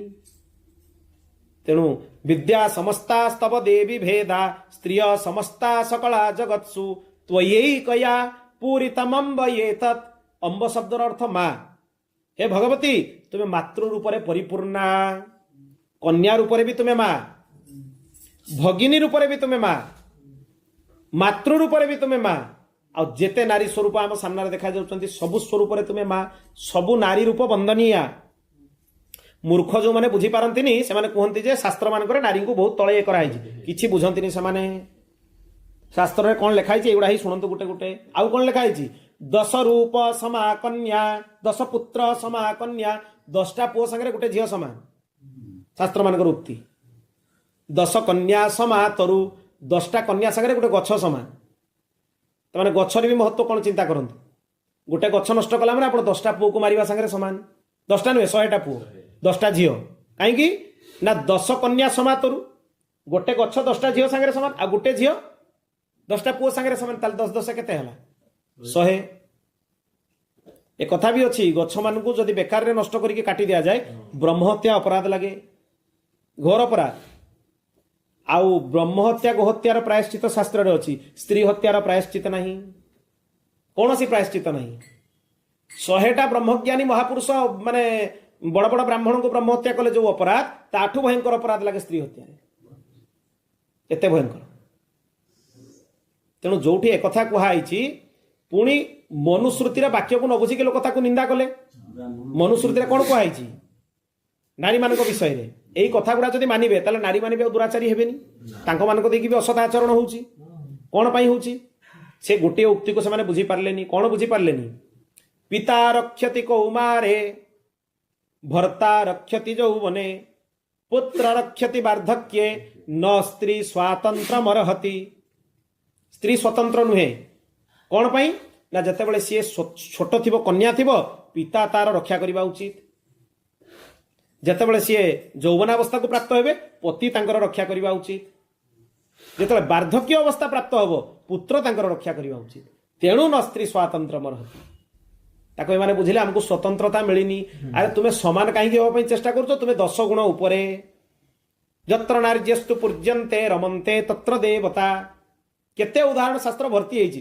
गोटे गोटे वर्णना कले समय पड़ेगा तेणु जितेबाला यही ज्ञान आम भितर जागृत हो जीवात्मा हूँ भगवान स्वरूप भगवान अंश भगवान भोग्य भगवान योग्य आउ भगवान ही ये रही आउ 3टा छड़ा आउ किसी कथा नहीं जीव एटा को मन रखु भल कि आजिका कथार मूल सारांश भगवान जीव हूँ भगवान अंश भगवान भोग्य आ भगवान योग्य सी ही जीवात्मा आ ता व्यतीत जो गुड़ा आम चारिआडे आवरण देखु आवरण गुड़ा एगुड़ा जीवात्मा नुहे से मूल तत्व को जदि आम बुझीजा सी ही मूल जीवात्मार स्वरूप द्वितीय प्रश्नर उत्तर को ये पूर्ण करुच्ची आज आसंता पर्याय आमे भगवत प्राप्तिर उपाय विषय रे आलोचना करिबा भारी आहुरी महत्वपूर्ण कथा गुडा आसीबो ता भितरे उपाय आसी जीव ना उपाय माने कोन करिबा आमे करिबा उपरे आसीबो माने ये आजिकार अध्याय तो आहुरी महत्वपूर्ण हो भगवानकर अनंत कृपा सिद्धांत चर्चा रे अपूर्व आनंद मिलुची श्रोता मान को कोन मिलुची मु जाननी वक्तार हृदय प्रफुल्लित हो जाउची पूर्वाचार्य मानकर जो क्रम वक्ता भी गोटे श्रोता काई कहले आपण माने सुनला बेले अन्य मनस्क हेले चलिबो किंतु जे कहिबा लोक जदि अन्य मनस्क होइजो से कोन कहिबा जगह कोन कहि देबो ता ठिकाना रहिबो तेनु सी होची 1 नंबर श्रोता वक्ता होची 1 नंबर श्रोता आउ वक्ता भी श्रोता हिसाब रे से कथा सुनु थाए ता ऊपर तार ध्यान थाए तेनु महापुरुष मानकर क्रम को अनुसरण करी ए विशिष्ट अद्वैत सिद्धांतर चर्चा हृदय को अद्भुत आनंद प्रदान करू महाराज जी थर कहउतले रे बहुत कथा जागला दी जगह 3 जगह थरे गोटे जगह निद आसी हेले भी कथा चलीसी ने सी देखुचंती सरोज नदी रे चारि भाई खेलुचंती हां से व्यासपीठ ऊपर माने से भिन्न कथा कहउतले विषयांतर हे गला महाराज जी एका थरे ओ स्तर ये देखंतु माने निद्रा रे भी कोन आसुची कोन देखा होजी माने सेठी रे भी से श्री कृष्णकर बाल्य लीला वर्णना करथुले भागवत कथा व्यासपीठ ऊपर तांको निद आसीगला महाराज जी कारण दिन को 3टा जगह रे से गाड़ी रे जाई ट्रैवल करके 3टा जगह रे प्रवचन करथुले 7 दिन जाई ता माने पाखा पाखी 21 22 घंटा डेली से प्रवचन करथुले चिंता करिवे माने 7 दिन धरि की चिंता करिवे गोटे जगह रे 21 22 घंटा 3टा जगह रे करिवे तेणु एत्ति की कष्ट कला परे से गोटे दिन तांको से कथारे बसु बसु निद टिके आसीगला से श्रीकृष्ण को लीला वर्णना करुले से निदरे जे तांको आसीगला निद्रा तांको से निद्रा रे स्वप्न रे श्री राम लला को 4 भाईंकर सरजू नदी कूल रे खेल देखा गला केमते खेलुतले से तार वर्णना करबा आरंभ कले तेणु महाराज जी कहते एई भलिया स्तरर महापुरुष से माने जे जदि निद्रा भी आसी जाए ताले याडू साडू कथा बाहरिबनी कृष्ण कथा होतला नले राम कथा बाहरिला जी राम सी होचंते कृष्ण तेणु किसी असुविधा नहीं आउ जने जाकी हले कहि देले जे कि ताकू जे कोन कहउतले आपण कोन कहि दउचंती ना कथा आला इटी भाबा कथा जे माने ताको स्वप्न को स्तर हां को स्तर ता माने महाराज जी नित्य तांकर स्वप्नावस्था रे भगवत अनुभव प्राप्त करन से सब गुडा कहंतिनी किछिटा कहंती आम मान को प्रेरणा मिलू बोली सब गुडा कहंतिनी आउ थरे तो पहाड़ी बाबा तांको किमती भगवत साक्षात्कार करितले ध्यान रे तार भी वर्णना करथिले मुरलीधारी श्री कृष्ण को दर्शन किमती हला विभिन्न अनुभव महाराज जी आमे माने भारी माने भाग्यवान जे भलिया महापुरुष को ପାଇକି ପ୍ରାପ୍ତ କରିକି ତାଙ୍କର କୃପା ପାଇଛୁ, ବହୁତ ଭାଗ୍ୟବାନ। ସେ ଭଳିଆ ମହାପୁରୁଷ ତାଙ୍କର ଦୃଷ୍ଟିରେ ଭଗବାନ। ତାଙ୍କର ଗୁରୁଦେବ ଯୋଉ ଭକ୍ତମାଲିଜୀଙ୍କୁ ଦେଖୁଛନ୍ତି, ସିଏ ଚାହୁଁଥିଲେ ଯାହାକୁ ଦର୍ଶନ କରିଦେଉଥିଲେ। ମୁଁ ତ ତାଙ୍କ ବିଷୟରେ ମୁଁ କହିଛି ଆପଣଙ୍କୁ। ଗୋବର୍ଦ୍ଧନ ତଟରେ ଗୋଟେ ଝିଅଟିଏ ଯାଇକି, ପ୍ରକୃତରେ ଭଗବାନ କାହାକୁ ଜଲ୍ଦି ମିଳନ୍ତି ଜାଣିଛନ୍ତି? ଯିଏ ଅବୁଝା ହେଇକି ଭଗବାନଙ୍କ ପାଖରେ ଅଳି କରେ ତାକୁ ଭଗବାନ ଜଲ୍ଦି ମିଳନ୍ତି। ଯିଏ ବେଶୀ ତାଙ୍କୁ ବୁଝିବା ପାଇଁ ଚେଷ୍ଟା କରିବ, ଏ ମିଳିବା ବହୁତ କଷ୍ଟ ହେଇଯାଏ, ବହୁତ କଷ୍ଟ ହେଇଯାଏ। ତେଣୁ ମହାପୁରୁଷ ମାନେ ଅନେକ ବୁଝିଲା ପରେ ବୁଝେଇଲା ପରେ ବି ଭଗବାନଙ୍କ ଆଗକୁ ଯେତେବେଳେ ସେମାନେ ଯାଆନ୍ତି ଅବୁଝା ହେଇଯାଆନ୍ତି। ସୋମୋହି ପାୱା ମୋହି କପଟ ଛଲ ଛିଦ୍ର ନ ଭାବ। ଯଦି ଭଗବାନଙ୍କ ଆଗରେ ଆପଣ ଅବୁଝା ହେଇକି ଅଶ୍ରୁପାତ ନ କରିଛନ୍ତି, ତାହେଲେ ମିଳିବା କଷ୍ଟ ହବ। ଜ୍ଞାନରେ ଭଗବାନ ମିଳିବେନି, ବିଲକୁଲ ମିଳିବେନି। ଜ୍ଞାନ ଯେତେ ତୁମେ ଅର୍ଜନ କରିଚାଲ, କିନ୍ତୁ ଯେତେବେଳେ ତାଙ୍କ ଆଗରେ ଯାଇକି ବିହ୍ୱଳ ହବ ଯେ ତୁମ ଛଡା ମୋର ଆଉ କିଛି ବାଟ ନାହିଁ, ସେତେବେଳେ ଯାଇକି ମିଳିବେ। ଝିଅଟି ଏମିତି କାନ୍ଦିଲା, ମୂର୍ଚ୍ଛିତ ହେଇଗଲା, ବାରମ୍ବାର କାନ୍ଦିଲା, ତା ପ୍ରାଣ ଯେମିତି ହେଇ ବାହାରିଯିବ। ବାଧ୍ୟ ହେଇକି ଭକ୍ତମାଲିଜୀଙ୍କୁ ଆବେଶ ଆସିଲା, ସେ ତାର ଚୁଟି ଜଟକୁ ଧରିକି ଏମିତି ଠିଆ କରିଦେଲେ। ଦେଖ ସେ ହାଇ ନନ୍ଦନନ୍ଦନ ଶ୍ରୀକୃଷ୍ଣ ବଳରାମ ଗୋଚାରଣ କରୁଛନ୍ତି ଗୋବର୍ଦ୍ଧନ ଉପରେ। ସେ ଝିଅକୁ ସାକ୍ଷାତ ଦର୍ଶନ ହେଇଗଲା। ଭକ୍ତମାଲିଜୀ ଆଉ ତାର ଦୁଃଖ ସହିପାରିଲେନି। ମହାପୁରୁଷ ମାନଙ୍କ ପାଖରେ ଶ୍ରୀକୃଷ୍ଣ ଥାନ୍ତି। ଥରେ ଭକ୍ତମାଲିଜୀ ଏମିତି ଏମିତି ବସିଛନ୍ତି, ଏମିତି ହାତ ଏମିତି କରୁଛନ୍ତି। ତାଙ୍କୁ ମହାରାଜ जी ପଚାରୁଛନ୍ତି, ଆପଣ ଯୋଗ ବ୍ୟାୟାମ କରୁଛନ୍ତି ମହାରାଜ जी? ना तुम ऐसे ही समझ लो हम व्यायाम कर रहे हैं, पर बात ये नहीं है। गोटे भागवतर श्लोक अच्छी, जादो हने मथने गोटे श्लोक अच्छी जे गोपी माने गोदोहन करुचंती, किंतु श्रीकृष्ण चिंतन चली गोदोहन करुचंती। तामाने भक्तमालिजी इंगित करदेले जे सी चक्की चलाउचंती गोपी माने, सेतेबेले भी श्रीकृष्ण को भजन करुचंती। जे हे महाराज जी को कहउचंती भक्तमालिजी, महाराज तुमे मोर बाह्य स्वरूप देखुच, मु तुम संगे बसची एटी कथा होची। वर्तमान श्रीकृष्ण बलराम गोचारण करुचंती गोवर्धन रे, मु तांकर गोचारण रे तांको संगे ही अछि। सेठी बाह्य स्वरूप रे तुमे मते देखुच, मु एठी अछि। मोर अंतर्निहित स्वरूप रे मु वर्तमान मध्य गोचारण रे शामिल अछि। जेहेतु महाराज जी माने नाहांती एबे तांकर विभूति गुडा कहउ, से थिला बेले गुडा काहा कहबा पई भी दउनथले, से सुनु भी नथिले। एई भलिया महापुरुष थिले। से गोटे लोकटीए महापुरुषंकर चर्चा भी तांको ही भागवत कहा जाए। सी गोटे जगह भागवत प्रवचन करुले, जहाँ घरे प्रवचन करुले तांको घरे गोटे पिलार मृत्यु हो गला। डॉक्टर भी डिक्लेयर करदेले जे यार मृत्यु हो जाइए। से लोकर आंक प्रति अनेक आस्था थिला महाराज जी प्रति। से जबरदस्ती तांको पाद धोई नहीं कि पानी से पिला पाटे देदेला। महापुरुषंकर चरण रजर महिमा से शुणी जानी, से पिलाटी बंचीगला, बंचिकी उठी पड़ला।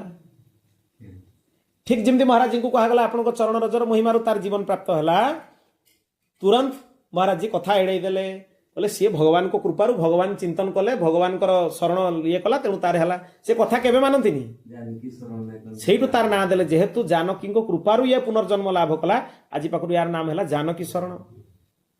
आउ गोटे जगह महाराज जी पाखे था भक्तमालिजी प्रवचन करूँ, जन को घरे थिले, ता कूअर पानी बर्बाद हो जाता पूरा अनेक वर्ष धरी। से कूअर जल पीवा लायक नुहे, गाधेवा लायक भी नथिला, नष्ट हो जाता पूरा, बहुत क्षार भारी भयंकर होता। सी भक्त चरण रज महापुरुष चरण रजर महिमा शुणला। सी राति रे गोटे बेला गोटे बड़ कंसा धरिक माने कंसा गोटे कुंभ धरिक आसला, पाद धोइब भक्तमालिजी। भक्तमालिजी हाँ शीत दिन तांको धोइबा कष्ट हम। महाराज जी मना कले तांको जे आपण गोटे वृद्ध महापुरुष सी आपण राति रे आनुचंती पाद धोइबे, एटा ठीक नुहे। सेठु भक्तमालिजी एते करुणा, सी कहले धोइबा लोकर तो कष्ट नहीं, तुमर कौन कष्ट होउची? महाराज जी को सी कहले धोइबा लोकर कष्ट नहीं कि धोइबा लोकर कष्ट नहीं, तुमर कौन कष्ट होउची? भारी सहज थिले सी। सेठु तांको पाद धोइले, से पानीटा को सी नहीं कूअरे पकई देला। ता परदिन सकाळु से कूअर जल मधुर, पीवा योग्य, व्यवहार योग्य। गोटे राति भितरे एबे भी से कूअ मधुर जल होइकी अछि, एबे भी। ए भलिया महापुरुष आ भारी कृपा महाराज जी जो स्नान पूर्णिमा रे आपण जाइथिले जो पुरी ए वर्षर स्नान पूर्णिमा ने 24 नुहे 23 रो स्नान पूर्णिमा कथा कहूची। पुरी रे थिले महाराज जी आस्थिले रात्रि रे, एते दिन पर महाराज जी मते से निधि देले। मु तो महाराज जी को मागिनी, महाराज जी कोन मन हला, कहले तुमका जो बहुत बड़ा संपत्ति मु दउची, मोर संपत्ति नहीं जाओ। कौन संपत्ति ना भक्तमालिजी जेतेबेले थरे स्नान करुथुले अयोध्या रे सरजू नदी रे, से स्नान करने समय से केबे तो तांको पाद सफा करने काहा दियंतिनी, चरण रज नवा दियंतिनी। महाराज जी कहले गोटे सुजोग मिलगला,